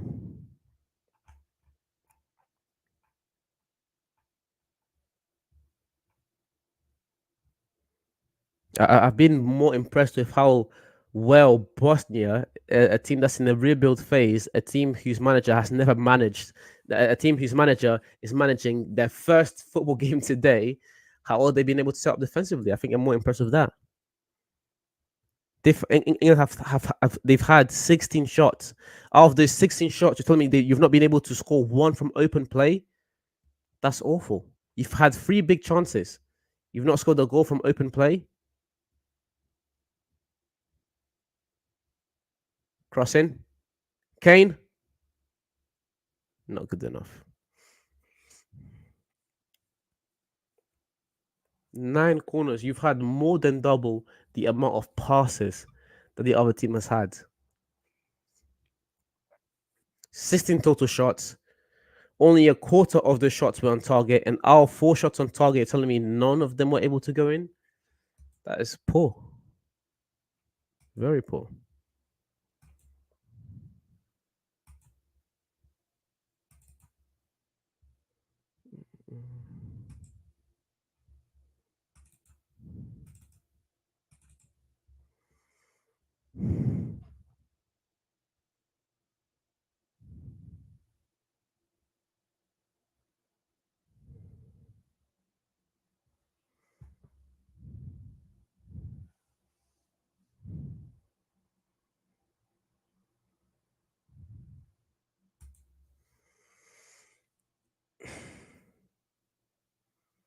Got a little good pass there, Trent.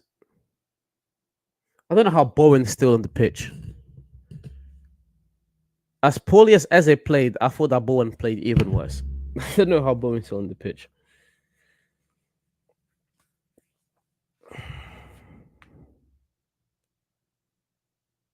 Harry Kane, that good shot.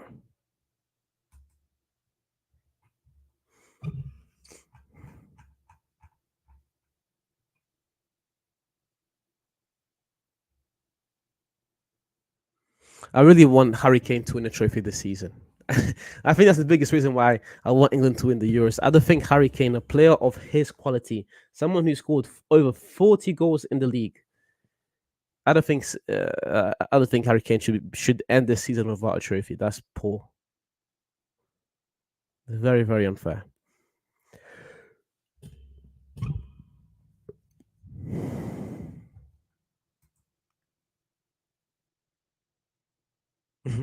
Just to put into perspective, Real Madrid 15 UEFA Champions Leagues, all English teams, all-time Champions League trophy. So yeah, that's crazy. City with 1, United with 3, Liverpool with what 7, 6. Let's have a look.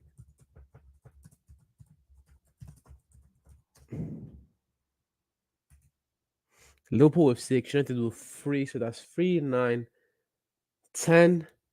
And then, of course, Nottingham has 1, 11, 2 for Chelsea, 13. Who else won it? I got to 13. I'm missing 2 Champions League trophies. Who else has won it?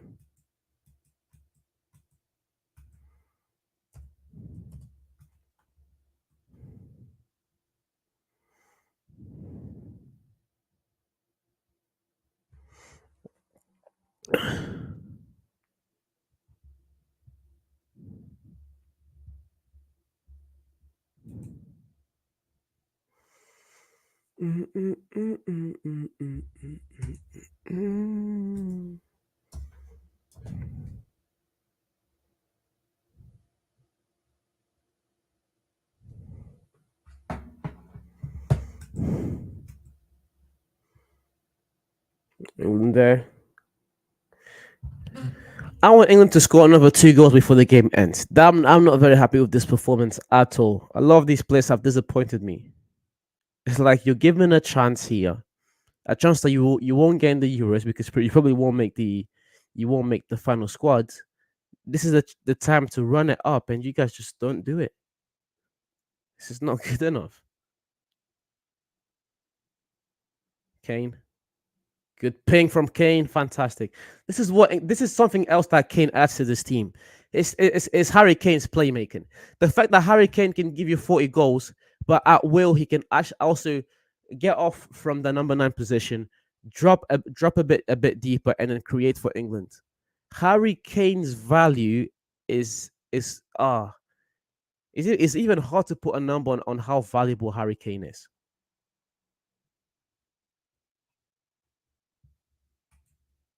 I want Bayern to win the league next year so bad, just so Harry Kane can have a trophy. Bless him.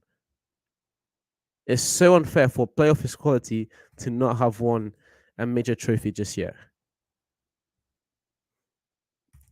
Leeds. Harry Kane over Haaland. I know Haaland is young, but still, yes. If this is something we were talking about even last season, is that scoring wise, they weren't too far off each other. But if you have to look at who's the better player, I think it's easily Harry Kane because not only was Harry Kane doing it for Tottenham, but Harry Kane, he has to create a lot for that team. Like this is someone who has what four golden boots, but he also has a playmaker of the season award. That's how much value Harry Kane adds to the team, adds to the teams that he's playing for. Whereas Haaland is an amazing goal scorer, but compared to Kane, I'm sorry, but he just doesn't add enough. And of course, this season been a lot of talks about City not really needing Haaland, which I think is a bit unfair. I still think Haaland's a top player, but when you're going to compare him to someone who can also give you a lot of goals and create a lot of chances and be just way more productive, in a sense. I think it's really a debate between Haaland and Harry Kane.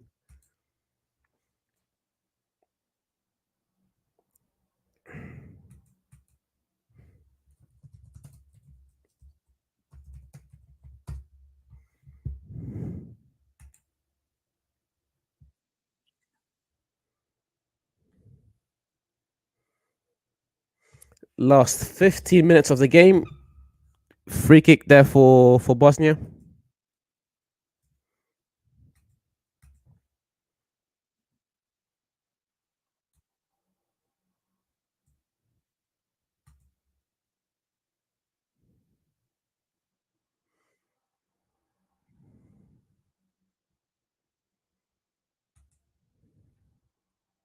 Again, I still think that England are the favourites to win the. Oh, there he is. There he is.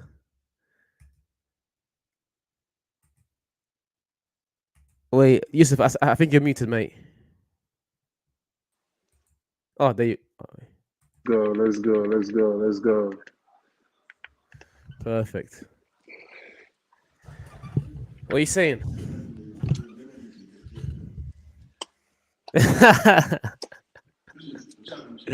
Okay. I'm in my Vinny bag.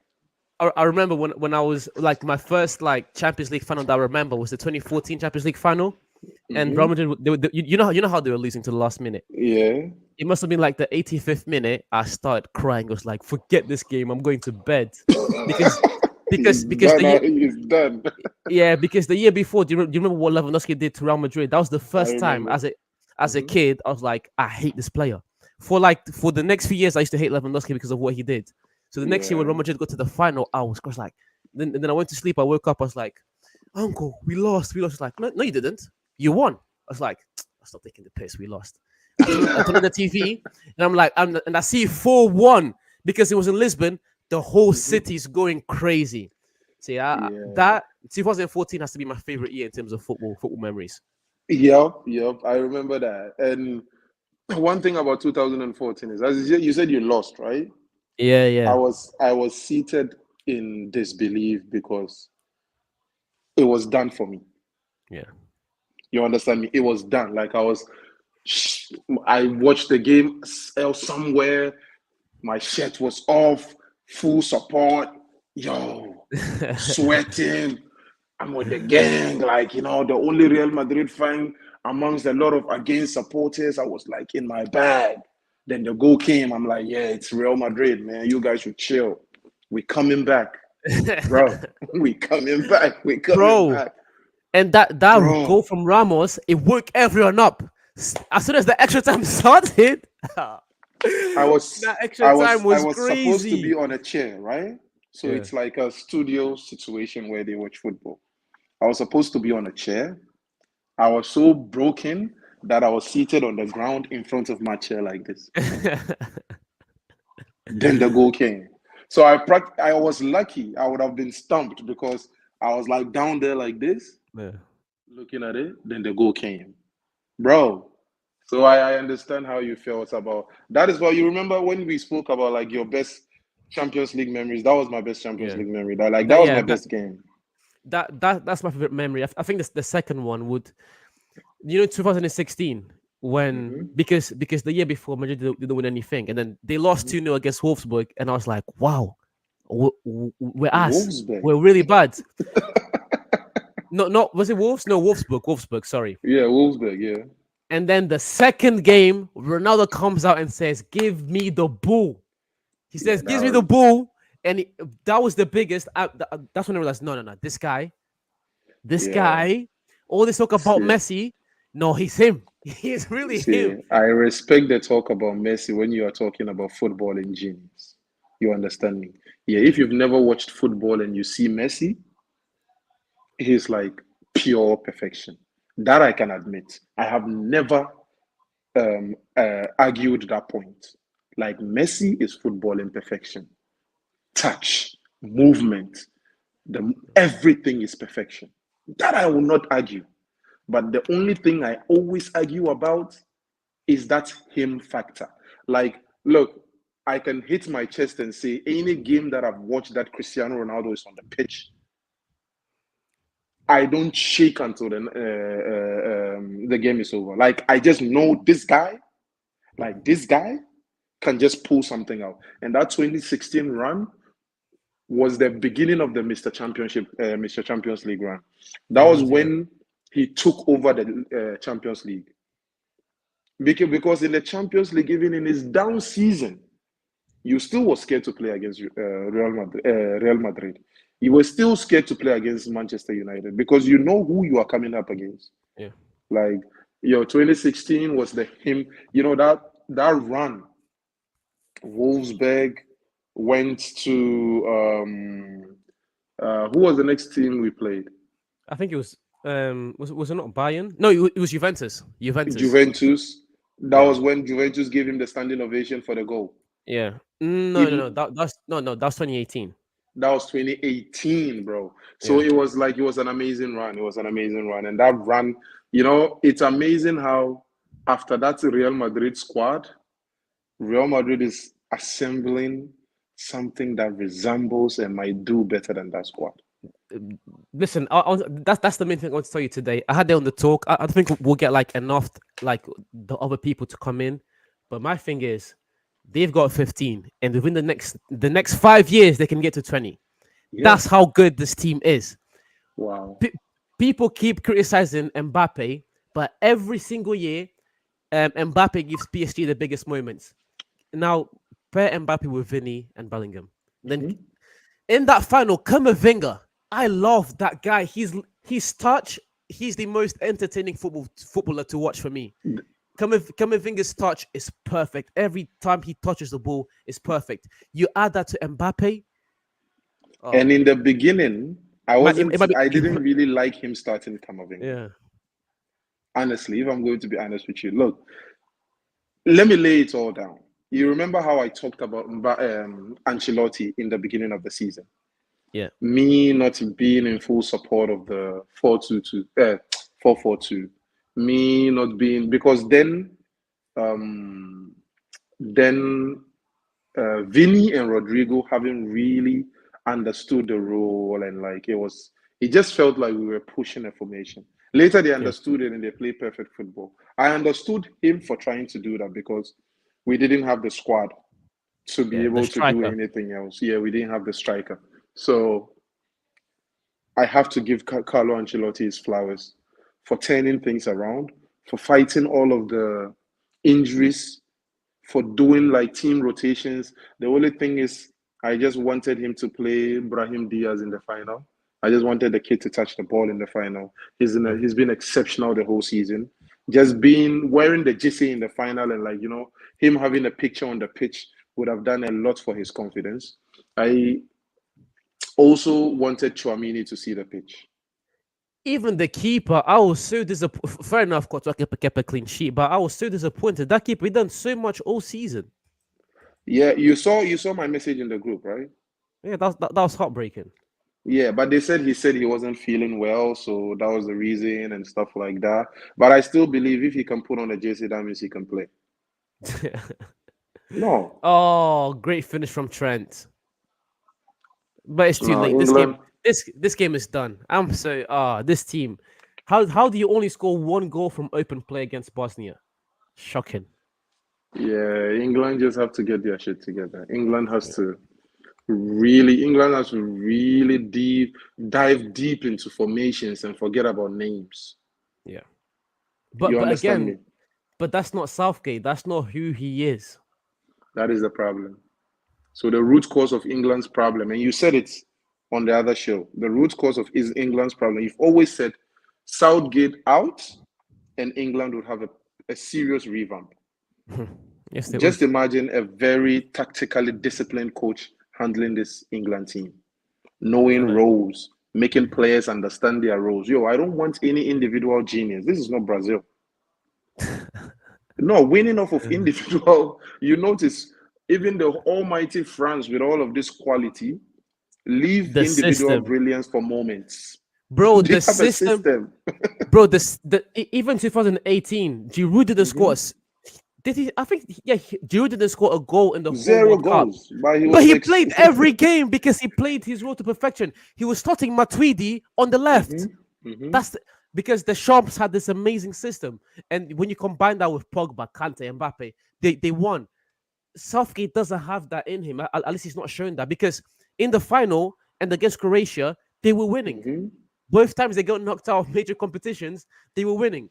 It just came back. It came down to tactical inability. I still want Yep. England to win, so I'm not going to say Southgate out before the tournament, but bro, I am not very optimistic. Nah, Southgate. My only problem is, you can be that type of coach. You can be a coach that doesn't really delve too much into the tacticalities and everything. But sometimes football has reached a level that you need to have a plan to constantly go to because players can't be playing they can't be playing what they know constantly. They need their coach to come up with a game plan that works, a game plan that fits a system, a game plan that we can rely on when like everything isn't going right. You know, Yeah, look at Pep Guardiola. The guy has plan A, plan B, plan Z, bro. yeah. And if you realize Pep Guardiola coming from Barcelona and Bayern Munich didn't used to have a plan B. If you are able to muscle Pep Guardiola on his plan A, he becomes distorted. But the moment he came into England and noticed the way the English league works, dude became a beast. I think it was mainly when Aguero got injured and then he had to go to Barcelona. I think I think that year. I think that was Pep's best year because he looked at the team and was like, you know what, I don't have a main striker. He created the system that overloaded the midfield in such a way that any player from the left to the right could score a goal. That was City's best That season in was my opinion. perfection, bro. At, Look, at least football wise. that was perfection. Sometimes coaches have these individual moments. Carlo Ancelotti pushing Ronaldo 15 yards to the goal instead of Yeah. him. You see, these are like small moments, but their width or the power of their width outweighs Yeah. even the coach leaving the team. Jose Mourinho pushing Sergio Ramos from the fullback position to the centre back role, giving him the confidence to play the centre back role. Jose Mourinho pushing Pepe to the number 6 role. Him knowing Pepe from the junior side, saying, "Oh, he has the confidence to play this role." Him using Pepe in all of those El Clasicos. Jose Mourinho, what he used to do with not Samuel Eto'o, what he used to do with Michael Essien. Michael Essien has basically played every single position on the team aside probably number 9 and goalkeeper. Do you remember one of my biggest adjustments I've seen over the last few years? It was the Gareth Bale for Isco adjustment. Yeah. Like because it was ludicrous from Zidane to put Bale on the bench, but he said Benzema and Ronaldo will not benefit from playing with Bale. I'm going to put on Isco, someone who's at the time, arguably aside from Messi, of course, the most creative football player in the world, and he just Remember let when I Isco. said that on the show and you guys said, Yeah. No. That's not what you said. I remember that video because people kept sending me that video because that video was way funny. Yeah. Because you were talking about Isco and then you didn't compare him to Messi, but you said something about I didn't Messi. compare. I said aside Messi, he might and I was probably like, be the most naturally gifted player. and I was like, yeah, I'm off that. I remember that video was funny as hell. Yeah. The guys were eating me up, but I like that. Carry on.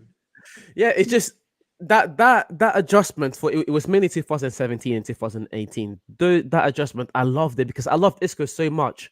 But when Bale came up and then Modric and Kroos and Casemiro, they had their own midfield. This guy was just on the bench, but Zidane was like, you know what, this isn't going to work, and I can't take Ronaldo off. I can't take Benzema off. I can't. No, you I can't can do take none any. of that. I can't take any of these guys from the midfield because this midfield is perfect.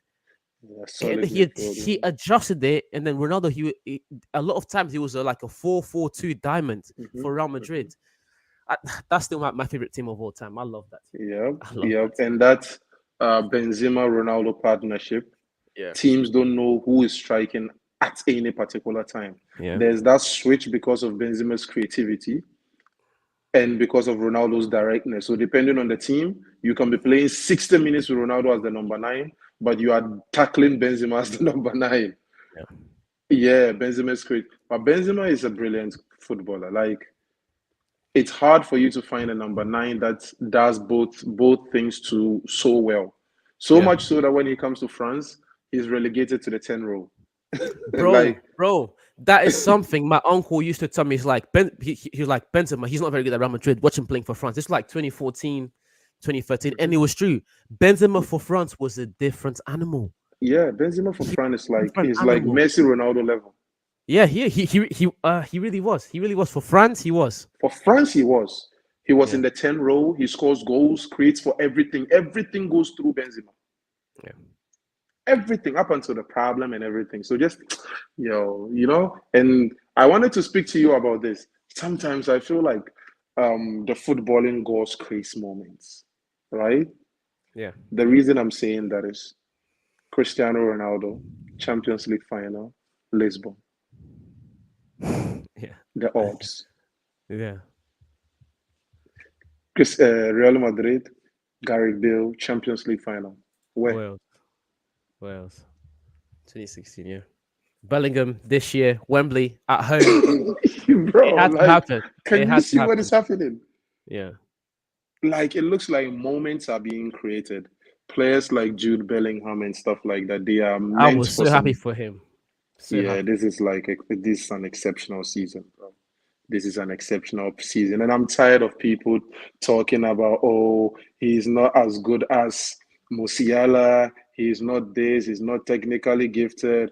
Look, on the one of the interviews he did on the pitch with Thierry Henry and the squad, they were Yeah. talking about his role when the ball isn't in his under his feet, and that is one thing people don't do. People don't look at Yeah. players when the ball is not with them. I used to have so much respect for Casemiro for his Yeah. positional awareness. Even when the ball is not there, he understood his role to the T. So you hardly catch Casemiro lacking. Another player is Kroos. Kroos always presents himself in the perfect place for you to give him the pass. You can't mess the pass up. Bro, this guy put up a masterclass on Saturday. He Yeah, put up a he showed it. masterclass. He showed That, it. that was like, you know, when they talk about grown men playing football, that's what Cruz did. Yeah, he showed it. He's not quick at all. His dribbling isn't there as much, but his passing ability is And the touch. jeez, is worth his weight in gold. And the touch. Yeah. That first touch. That first touch is a dribble on itself. Yeah. If you don't come correct. And I want to speak to you about this. The Sabitzer. Yeah. Why did Manchester let him go? Bro, I swear, I was thinking about this. I looked at the team of the year, a Champions League team of this year. I saw Sabitzer.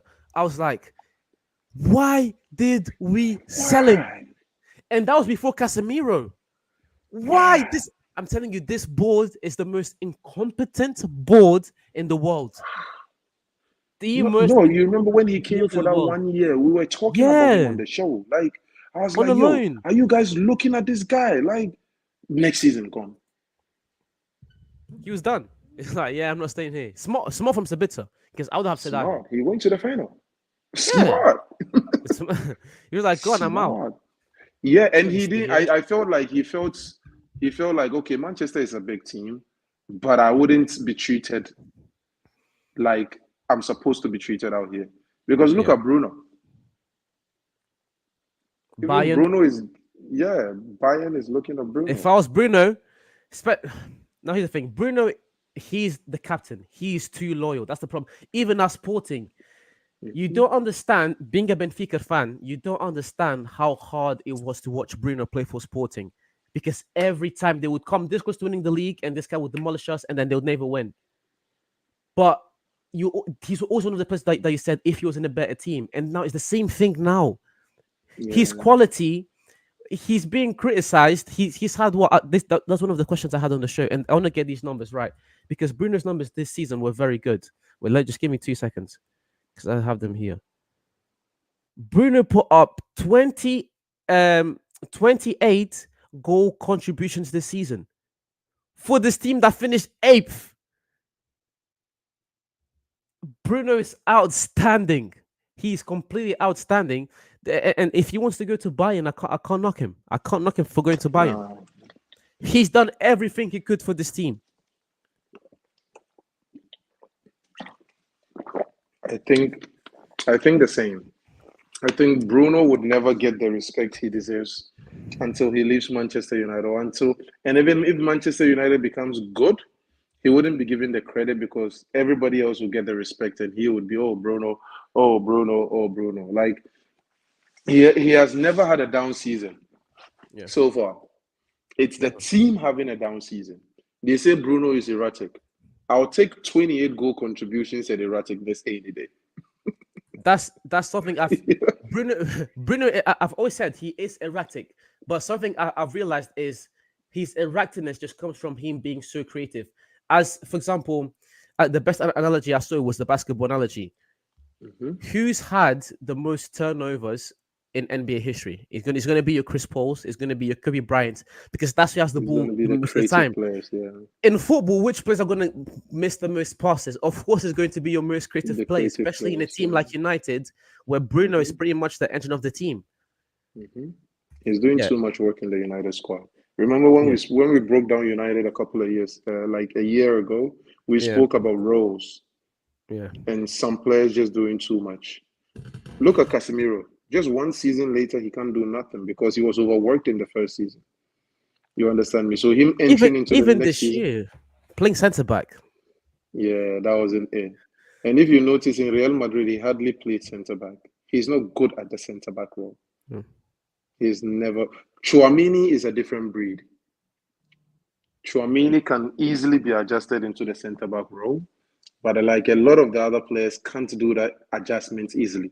So even though he's a number 6, remember when we tried playing Sergio Ramos in the defensive midfield role? Yeah, he's another one. He's too rash.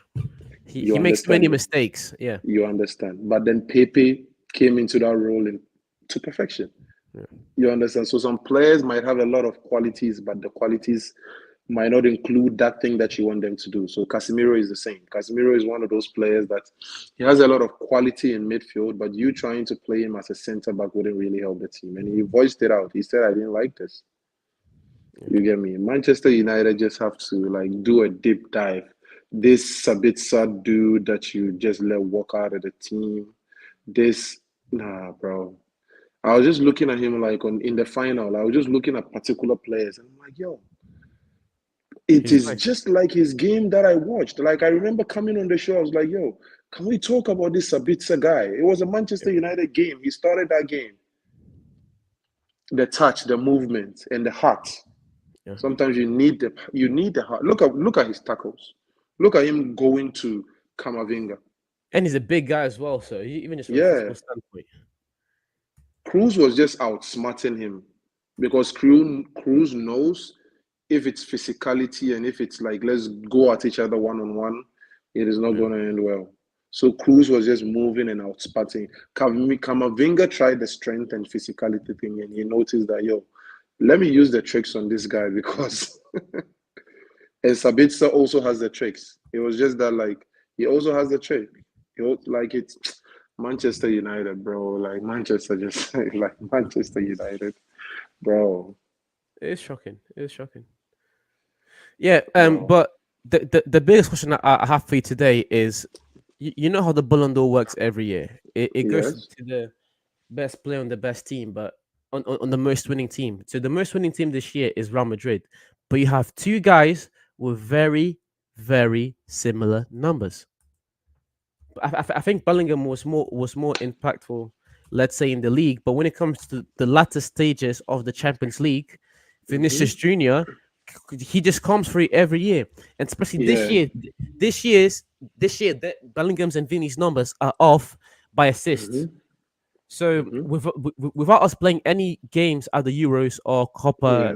Copa de America, who Mm-hmm. do you have as the front runner to win the Ballon d'Or? Personally, the front runner for me is Vini Jr. Okay. The reason I have Vini Jr. as a front runner to win the Ballon d'Or is the last end of the season has always been Vini. Yeah. Like always. Aside games that he doesn't play, he gives us 70% performance in all of those games. And every deadly attack that comes through Real Madrid is through Vini. Mind you, the beginning of the season, he was going through that racism thing and he faced some injuries. That was Yeah. why he was out of the squad. Bellingham held us from the beginning, but when it got tight, Vini took us across.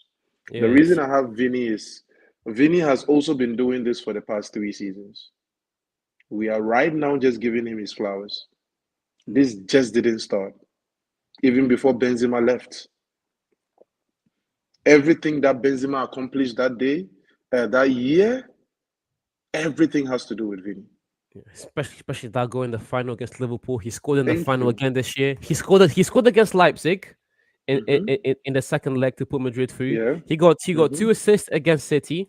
Scored a Mm-hmm. penalty against Man City Mm-hmm. again. He got Yeah. two goals in the first leg against Bayern Munich and scores in the Mm-hmm. final again. Mm-hmm. You're talking about the most impactful player and the best team. It goes to Vinny. It Sorry. goes to Vini. And so far this season, what? So far this season, he's played what 26 matches, 15 goals, 5 assists, 20 goal contributions in 26 matches, I, and I, I, I- an overall performance matrix of 7.4 for the yeah. I, season in the I don't know league. what you. Yeah, In the that's in league, the league. What I'm looking at that's is in the league. the overall thingy for me is telling me 35 goal contributions in 39 games. Now Bellingham's Yeah, numbers are also very good. Let's not yo, uh, Bellingham if has been if exceptional. if Vinny finishes second, Bellingham if Vinny finishes first, Bellingham is second, and if Bellingham finishes True. first, Vinny's second. Mm-hmm. I just think True. I don't know. I just have to give the edge to Vinny just because of the Champions League performances. Facts. If that's the Facts. biggest trophy, if that's the biggest trophy, then that's where Vinny came through more. Facts. I feel like this season is for Vini. This season is for Vini. Bellingham could come second and probably Kylian third or something, or maybe Haaland or something. But But that all changes if Bellingham wins the Euros. If Bellingham wins the Euros, if Bellingham wins the Euros, it depends on how he wins it. no. What I'm saying is they'll give it to him. They would They'll give it give to it to him, but him. it would depend on how he wins the Euros. The reason I'm saying that is because if he plays like the way he played in the last major tournament he played for England, yeah, they would give it to him. Yeah. You understand me? Because he was like, but if a Foden steals the show in the Euros, if you understand me, and Yeah. England has those players that can be those 6 matches players. A Saka. Yeah. Saka can go crazy for 6 matches. Foden can go crazy for 6 matches. If they have those 6 matches players, then he might be doing everything, but the limelight would be on those attacking players. So that might be the slight knock on him. But if he wins the Euros, trust me, Vini has to win the Copa America. Yeah, that's looking at because the Copa America, first of all, the only competition for Brazil right now is Argentina. And I don't care. I need redemption. Every time I want Brazil to win something, and it's the World Cup broke my heart, bro. I was crying. I need Brazil to win Copa America so bad. It's getting it's I, si- I, I, since I want it for Neymar, bro. since 2014, every year is the same thing. Oh, I want it for Neymar. I was talking to a friend of mine about Neymar. We were just delving into his career. Yeah, Neymar sh- was good, bro. should have never left. Should have never left. He should Should have have never left never Barcelona. left. That was the biggest mistake of his career. Should have never left. He should have never left Barcelona. He should have look, and even when he left, he should have put aside ego and went to like God mode. Like he should have had that Ronaldo Messi mentality. Yeah. You know, Like it got to a full point. It was focus, no parties, everything just focus. But it got look for 8, 9, 10 years. Ronaldo and Messi were like, look, I'm looking at what the other guy did in the previous game. You remember when they said, "Oh, Messi didn't used to look at all of those things." Kevin Prince Boateng was like, "Yo, yeah, Messi did. Ronaldo did. They checked each other out. Okay, he scored 2 goals. I'm going in to do something. You get me? yeah, It looked like even mentality-wise, Kylian Mbappe had a more solid mentality than he does. Neymar. He does.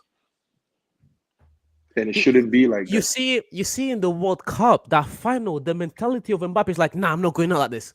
Forget that. I'm not going out. I'm not going out like this. Mbappe said, I'm going to take this to the last minute. And that's the mentality you need to be like The one of the elite. goats. One of the goats, you have to have that mentality. And, Killer, bro. and to be fair, I think Neymar's best like performance was still the 2014 World Cup. I still think that, to me, that's his best. That's my favorite. He was just very unlucky. The injury he got. And me personally, I think his best performance was that Champions League they won, and all of the credit went to Messi. What, 2015? That broke him. Yeah. That broke him. He did what Vini did towards the end of the season for Barcelona. He was the man. Like towards the end of the season, he was the man, and he felt like the love would be shared.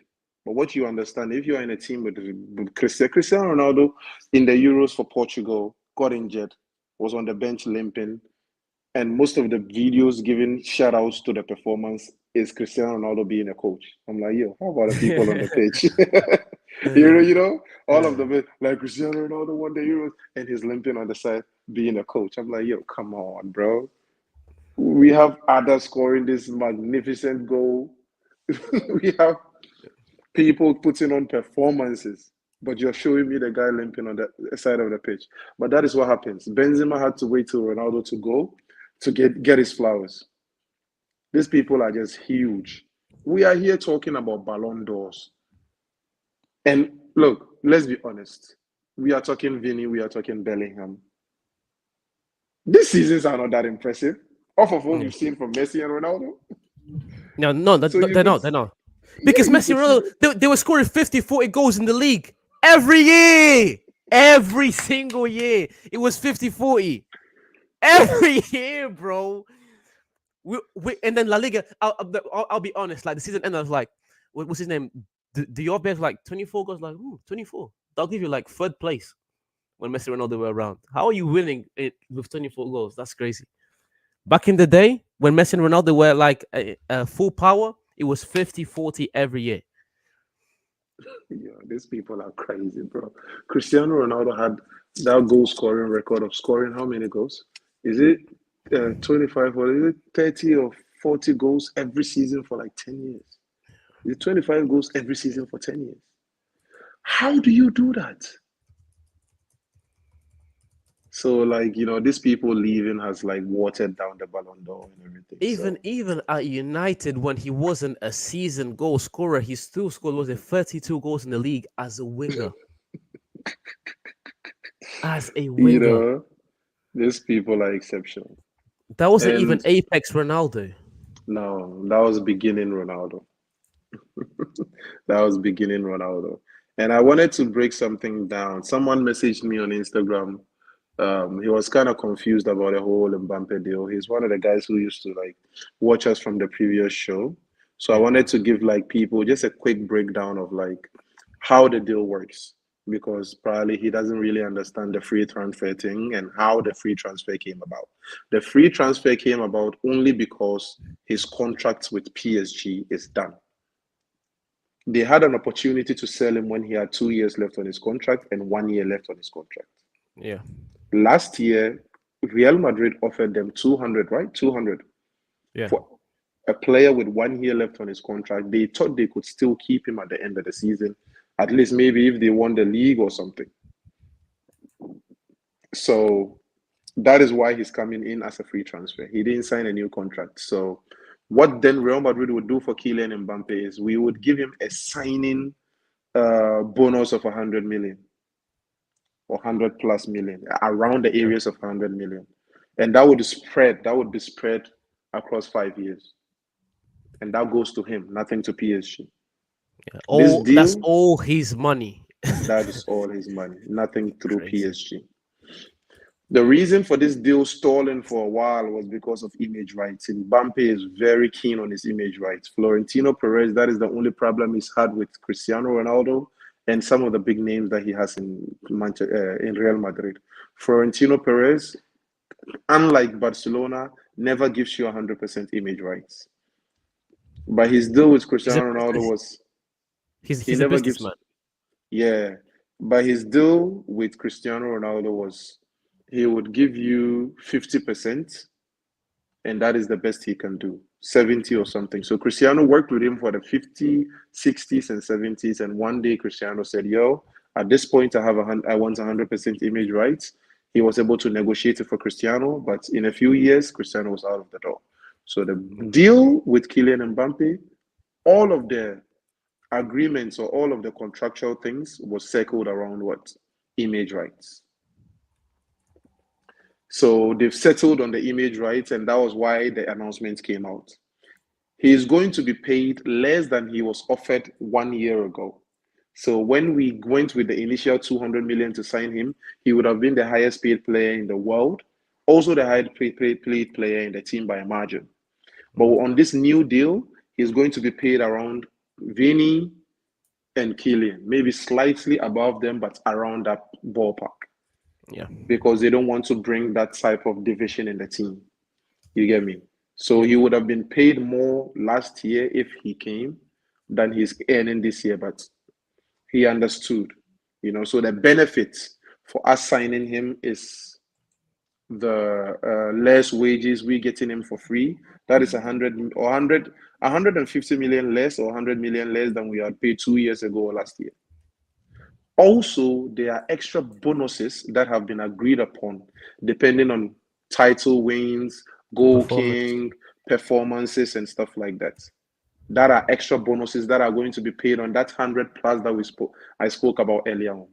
Yeah. So that is everything that has to do with the Kylian Mbappe deal to Real Madrid. It's been finalized. He's made an announcement. There's a communication from Real Madrid talking about his signing, and I think his unveiling might break Cristiano Ronaldo's record I think you will.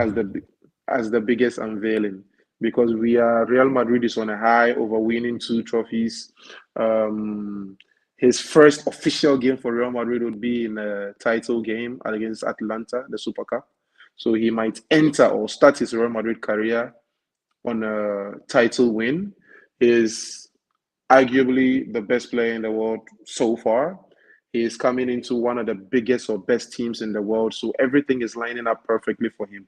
And I was just thinking about if he had made the move last season, Mbappe would currently be the Ballon d'Or, no ifs or buts.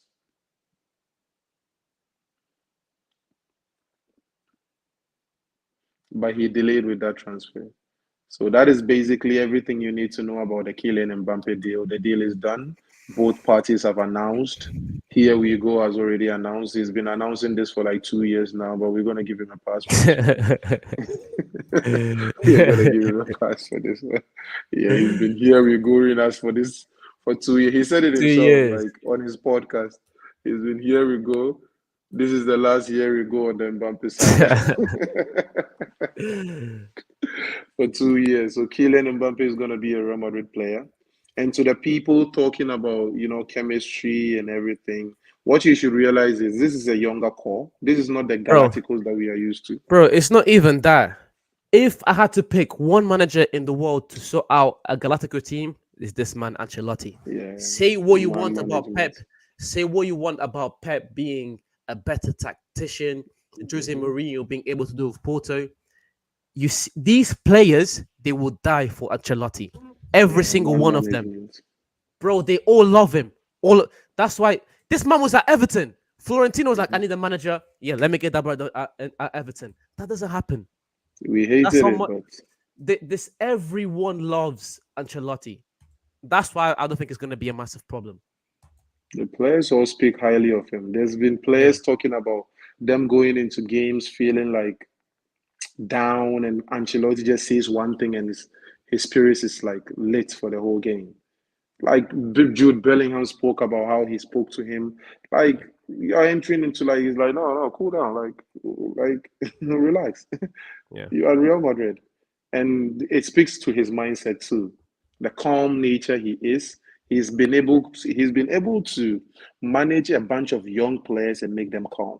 You know how hard that is yeah, to make Chouamini, Camavinga, Jude Bellingham, Fini calm in tense yeah, situations, because that is where inexperience comes out. You get me? That is where your inexperience comes out. But he's been able to have them be calm in like the most tense of. Camavinga so far has been in more than 10 last minute, let's create a chance moments mhm, with Carlo Ancelotti.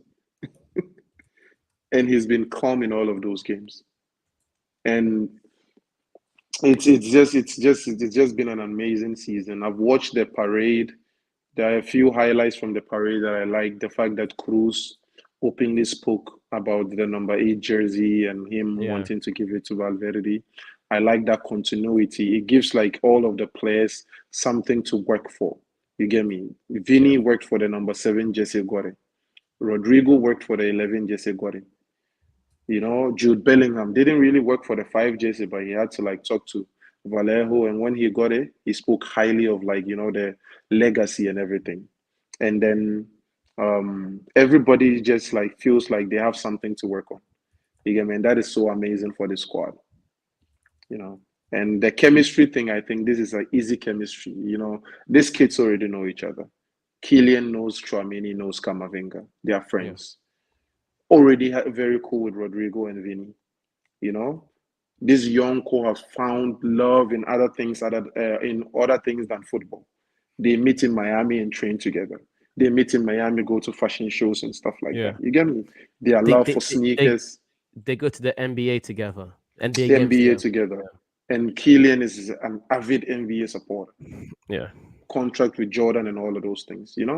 They meet, they talk about music, they talk about getting haircuts together, go to Tramini's barbershop, Kamavinga's barbershop as a group, yeah, flying barbers and like take in the same hotel room, taking turns having their haircut. Like there's that continuity, and they have that partnership. Jude Bellingham would have been the odd man out, but he came and they just put him into the squad, and now bro. he's Bellingham's bringing that. Mhm. his character. I just made a video on Bellingham this morning, and I just said how I've never seen anyone that's worked with Bellingham ever say anything negative about him. Not a Mhm. player, not a manager, not a staff member. Every single one. The only bad thing I heard was like a Dortmund that he liked to swear a lot, but that's just because he's passionate. It's like Mhm. everyone loves him. And even when he came to Real Mhm. Madrid, the way, like as you said, the way Vinny embraced him straight away, the way everyone embraced, he could have came in and been a diva, like, yeah, I'm the best guy in this team now. But Yeah. no, he's humble, and that just works so well with this team. Yep. He became a part of the team instantly. And he's now bringing that UK connect. He's bringing the chunks, the YouTubers. He's bringing the Cortez, Clint. You know, Clint's bringing the Chouaminis and the Camavingas clothes because these kids are into fashion and stuff like that. Yeah, They have already have that connection. You get me? Look, yeah, then this is like outside of football. You get me? So people talking about chemistry. When it was the bigger Galacticos, these are grown ass men who don't. They're just coming for business. So there was nothing going on outside of the pitch. These kids built a connection. They built a communication yeah, outside of the pitch that is translating to them playing football. You get me? Vini and Camavinga coming into this season, they came in together. Vini went with him to Brazil, remember? yeah, Camavinga went with Vini to Brazil and Chouamini, right? They all yeah, met in Miami, trained together. yeah. They trained together. I remember all of that. Vini, yeah. Vini trying to get Rodrigo to Rock Nation Sports. Yeah. You understand me? As I saw that this week, and I was like, LeBron is this guy. This guy's building a crazy monopoly. But yeah. Oh, brother, Jay-Z. No, Rock Nation Sports is Yes, Jay-Z. yes, Jay-Z, LeBron Jay-Z. is Sorry, Clutch yeah. Sports. Clutch So Sports, Clutch yeah, Sports Jay-Z. doesn't have international. Clutch Sports is only in basketball. Rich Jay-Z, for yeah, you're right. Jay-Z's Rock Nation Sports is signing all of the footballers. He has like maybe on the next show I'll give a breakdown of like the players already on the Rock Nation Sports roster. Yeah. Even though the biggest name is Vinny, there's a few other players. There's a few notable names, and as Vinny succeeds and like other players see Jay-Z come to support him in Champions League finals, I feel like other players would be joining. Because I Yeah, heard Vinny was trying to get Rodrigo to join. yeah, They need to work on Rodrigo's image because he's kind of on the quiet side and on the timid yeah, side. So he needs like a management team like that can sell him out, even without him being out of character. You yeah. get me? So I feel this is a perfect squad. Mbappe is going to like just delve right in and like be a part of this squad. And I don't think, and as you said, if there's one person that is best to manage this squad, it is Carlo Ancelotti. You get me? It's Carlo Ancelotti. And as you said, if we play this right, we might be Yeah, racking them in, bro. If we play this bro, right, it might be 5 in 5 years because fair enough. Like City, they're still City, but Pep is going. Liverpool, there's once no more Pep Klopp. leaves, Bayern Munich, who I thought this year they were going to win again. I just thought that team was destined to win with Harry Kane. They've got Company as their manager. Like this Real Madrid team has not changed one bit. These players, yeah. they're all young. They're only gonna get better. And you're adding the Mhm. best player in the world. It might be 5 for 5. And trying to get Alfonso Davies. That's Yeah. crazy. And who is that fullback we are trying to get from Portugal?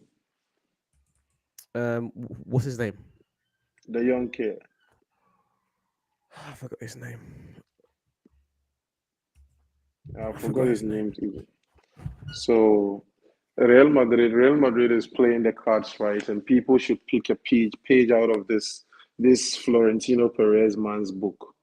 He's played this right. When he began this project, even as Real Madrid fans, and I can speak from like the standpoints of fans, we got a little bit flustered in the beginning.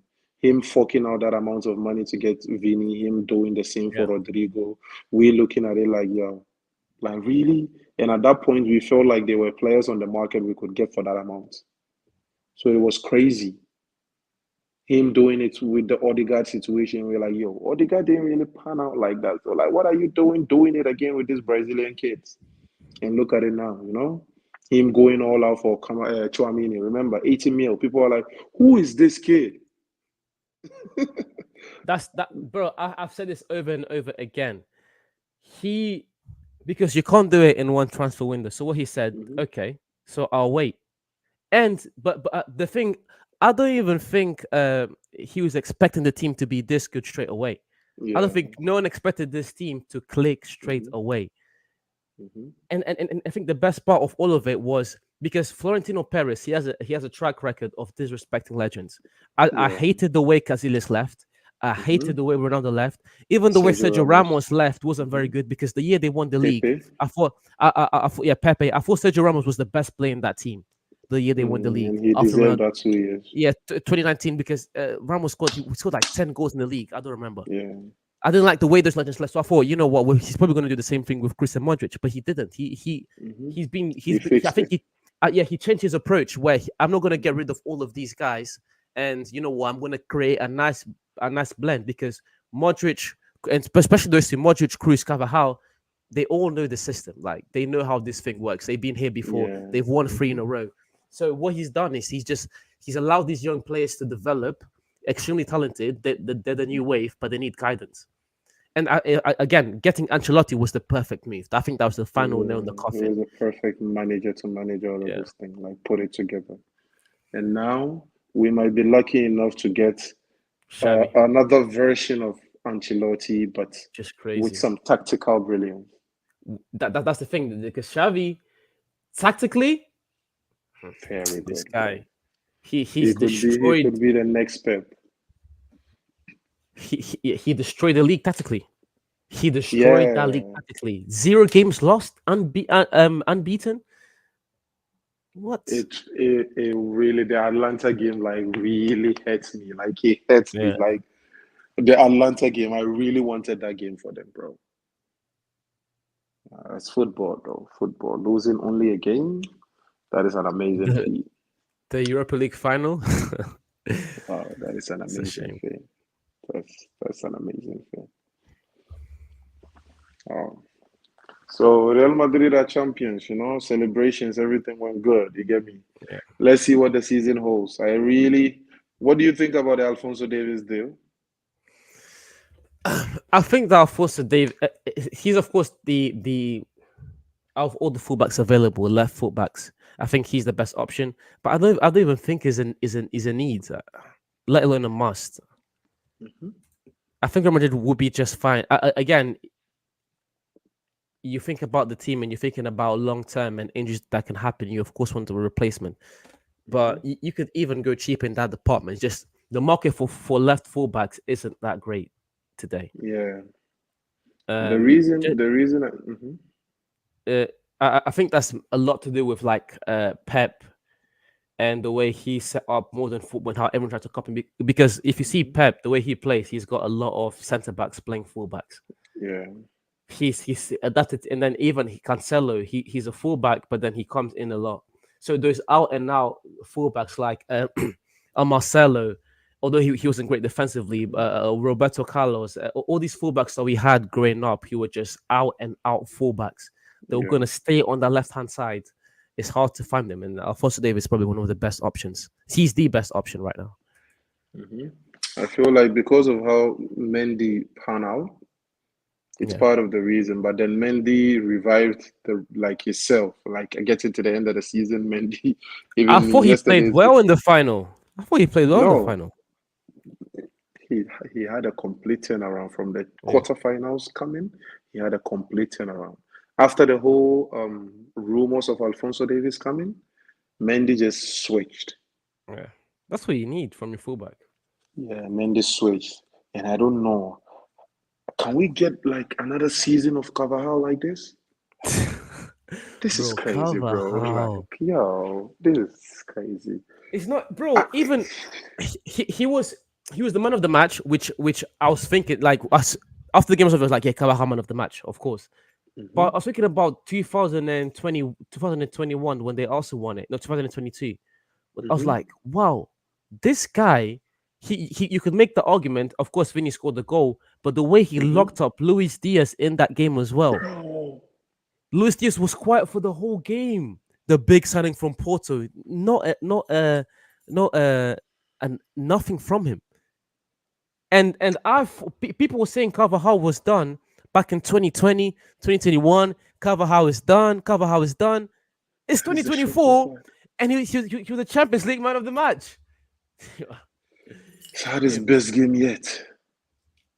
He was done for a couple of years, though, bro.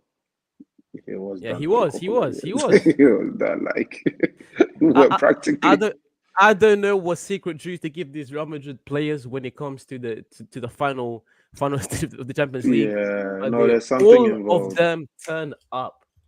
That needs And to be it's studied it's it sometimes has to do with the character. yeah, Florentino Perez was on the podium talking about next season. Dude, already. Yeah, dude, you you just just won. won. Yeah. You celebrated yesterday. You're announcing Kylian Mbappe this morning. You think he wasn't done with the deal? He was done with the deal. Like this is psychological warfare. He wants to put every team like, okay, this transfer hasn't done anything. I've signed Kylian Mbappe. Your show. Teams are going to start making mistakes. Teams are going to start panicking. Teams are supposed to wait till the end of the Euros to see Yeah. performances in the Euros too to make like better Decisions. analysis and stuff like that, better decisions and stuff like that. But teams are going to start panicking. Managers that are new in the game are going to start panicking. You're going to see mistakes. You're going to see signing players you don't really need because you feel, okay, Kylian Mbappe, okay, I then if there are some, you see other people going to Brazil to get wonder kids, right? Yeah. Are they There really was this wonder new kids? kid. There was this new kid. He plays in the same team as Endrick, and I think it was Bayern Hmm. Munich. They were no, it was Bayern Munich or PSG. They were the front Skinny runners to kid. sign him. Looks Yeah, like yeah, yeah, Neymar. yeah. Skinny looks like Neymar. Endrick, aside the footballing part, people look at his football, they're like he's robust. I say, no, don't look at the footballing part, because if you look at only the footballing part, you wouldn't see the marketing brilliance or you wouldn't see just the sheer greatness of some players. Typical example is Jude Bellingham. Even him walking into a space at a 20-year-old, he just exudes confidence. The way he talks, the way he answers questions. He could be standing with a legend and you still be looking at him. He was standing next to Thierry Henry. Yeah. He should have been the small dog, but you could still see the greatness. Him greeting Mourinho, standing next to Mourinho, you could see some people are made for this limelight thing. And based on like some of the Brazilian players, like Lucas Paqueta and stuff like that, they say Endrick is made for this thing. I hope so. Like, yeah, they said Endrick is made for this thing. Like, Oh, iconic Endrick as moments. well. I forgot. It's Endrick. You forgot. We I mentioned forgot everything it's aside Endrick. Endrick, no? There's Adagolair. Wow. We didn't even talk about Endrick. That's crazy. And there's Adagolair. But what people are not realizing is we have a bench filled with people we could let go of. Yeah, Brahim. So it wouldn't, yeah. No, Brahim, Brian you Diaz, could no. No, no, even no. even thingy. What's his name? The striker, Jose Lu. Joselu. I feel like they should give him Get another him year, man. gone. They should Get give him him another gone. year, bro. They should give him another year. Joselu. The story of Joselu, 2, 3 teams gone to relegation. Real Madrid native, Real Madrid soldier. Always wanted to play for the squad, never been good enough for the squad. Went to our last Champions League final with his father as a fan. A player from another Crazy. team coming as a fan to support Real Madrid all the way, celebrating our win, posting on his social media, celebrating Real Madrid. And finally, Florentino Perez is like, you know what? For your love for Real Madrid, come into this squad. And he won us the Champions League. I don't want anybody to say anything. You see that moment Sergio Ramos got that header? It Yeah. erased every other thing Cristiano Ronaldo did that season. Yeah. Because Ramos won us that Champions League. You understand me? So I don't want anybody to say anything about this. Joselu won us the Champions League. That moment, those goals won us the Champions League. Because without that moment, everything is done. And we needed these goals, and it came from Joselu. So I'm happy for him. I want them to give him another season. Yeah. I want them to give him another season. But Real Madrid, really and truly, like.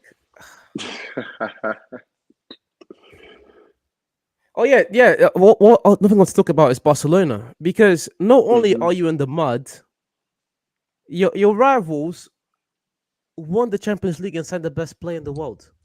Where do you go from here?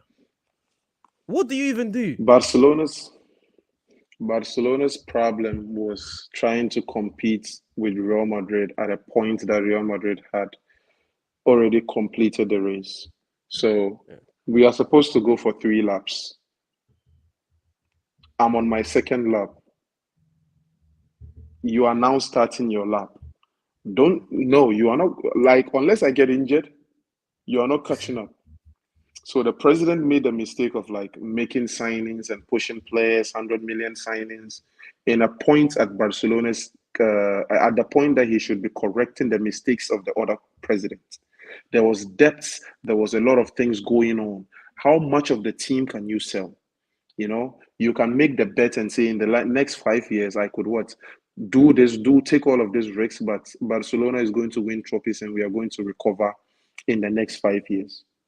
But what you don't realize is if in the next 5 years you don't indeed win trophies and you don't recover, you are digging yourself into a bigger hole.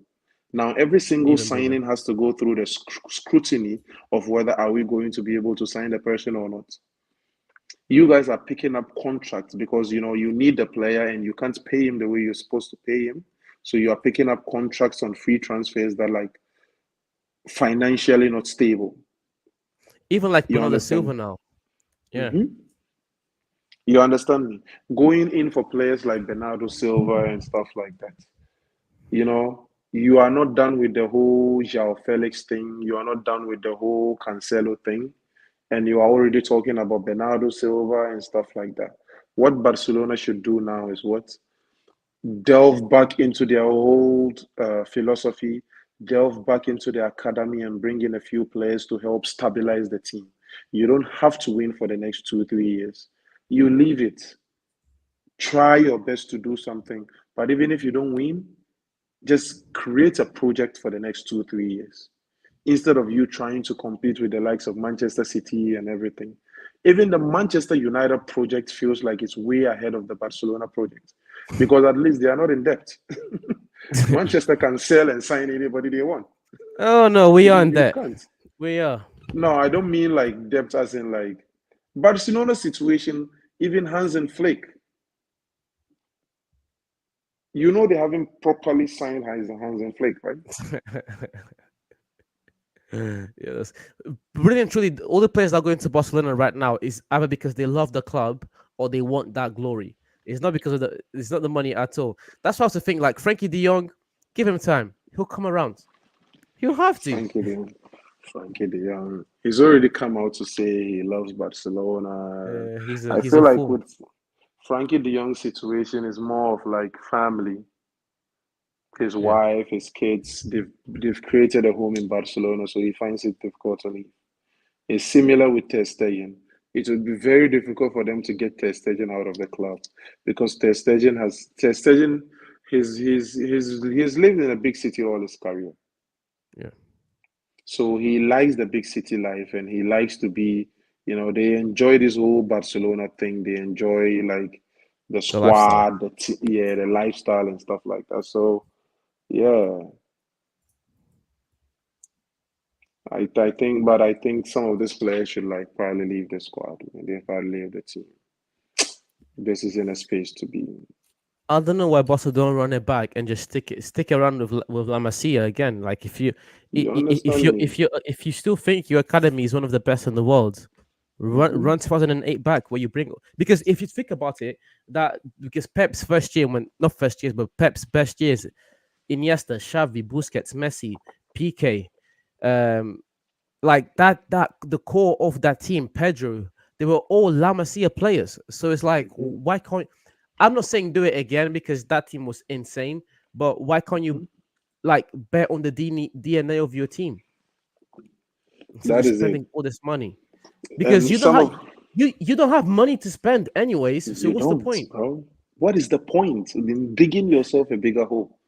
Like let's take for example when they had Aubameyang, Yeah, good player, keep him. When they had Depay, they made Depay go. When they had Adama Traore, that squad that won the league, yeah. why did you let all of those players go? For what reason? They were on the free transfer. They reduced their wages to be in Barcelona. You had to go do the Rafinha deal. You just had to go do the Rafinha. And Rafinha is ass. Bro, that guy, especially in the World Cup, I could not stand him. I could not stand him. And Brazil keeps calling him, bro. Yeah. Brazil keeps calling him, bro. I don't understand He's sometimes Brazil keeps so calling. overrated. So overrated, bro. So overrated. So overrated. We have to really talk about this though. During the down football season, when everything is down, we could like talk about going into like, if it's 30 minutes or if it's like even 20 minutes a day Yeah.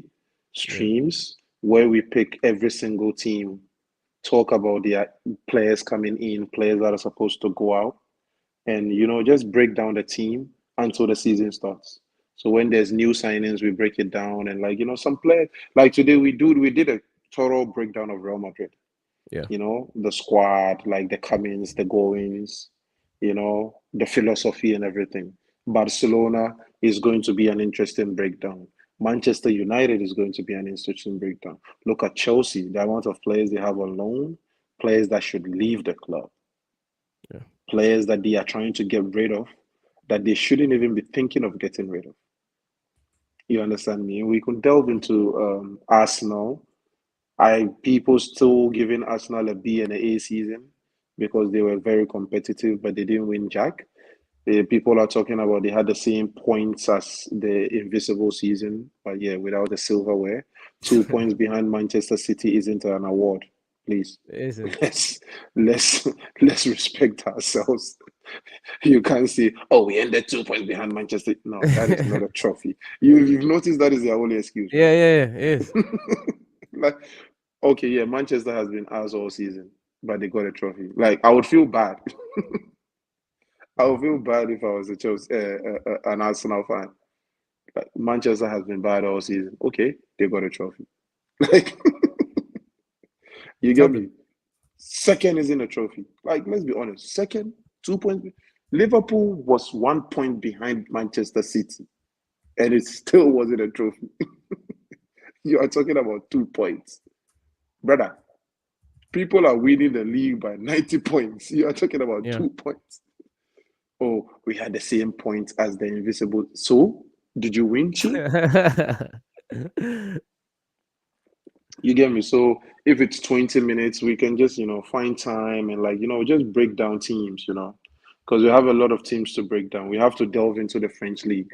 What is the process now? What are they going to do?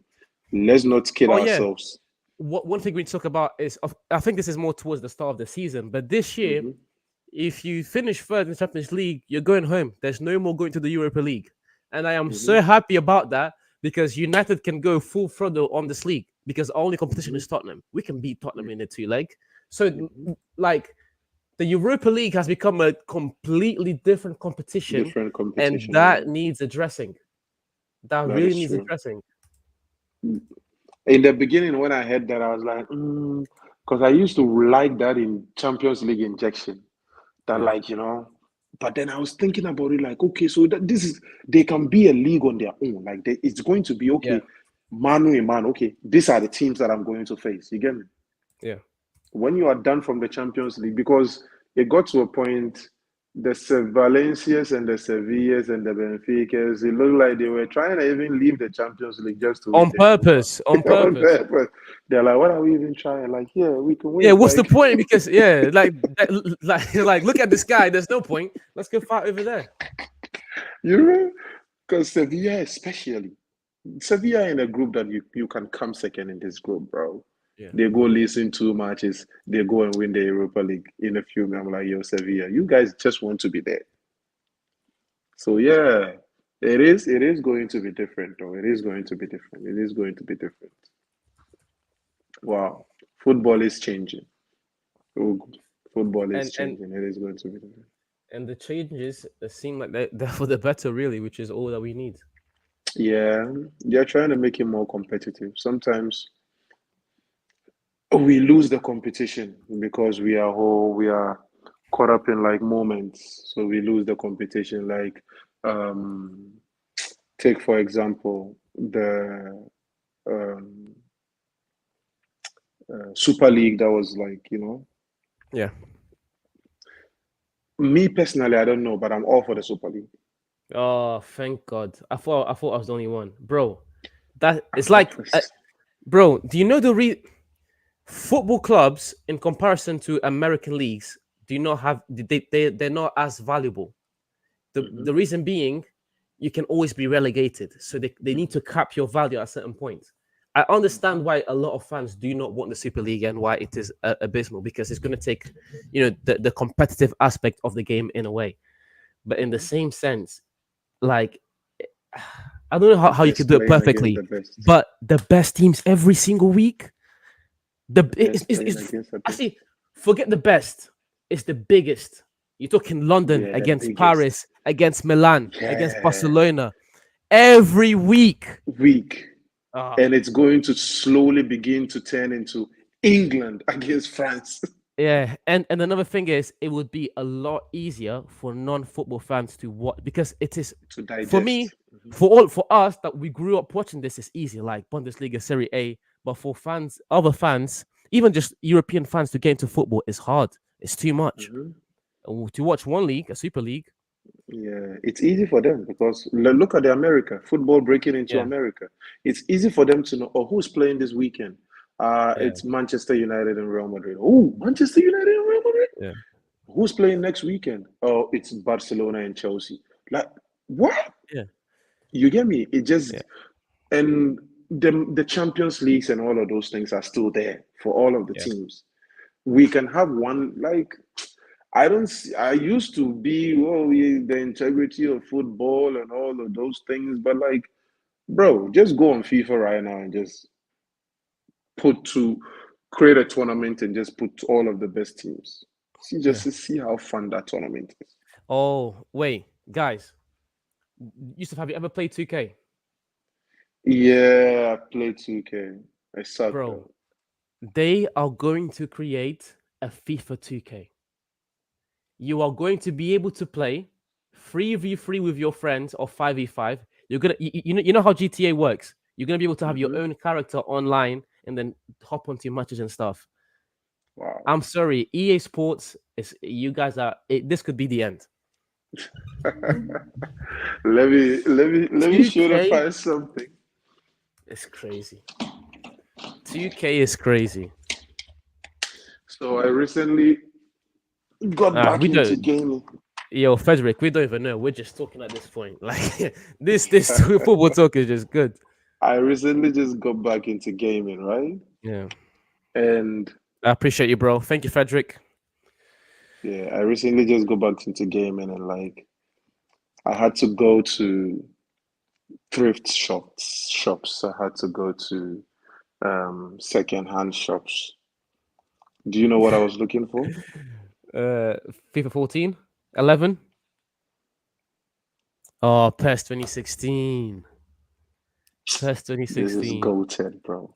Bro, This game is goated, bro. my favorite PES is PES 2000, and I say PES 2014. Yours is PES 14, 2000. mine is 16, bro. Oh, Like just eh, me playing the game, the nostalgia, bro. yeah, bro. And PES, they have this mode. I forgot what it's called, but they have, FIFA never had this mode, but they had this Hmm. mode where you could select the Brazil, like your favorite national team. I always used to pick Brazil, Hmm. and they give you every single Brazilian player in the world, Hmm. and they give you them by, and you can choose which players to make the team. But just give me a sec. I need to. Yeah. I'll be back in a second. Okay. Okay. This was amazing, bro. Yeah.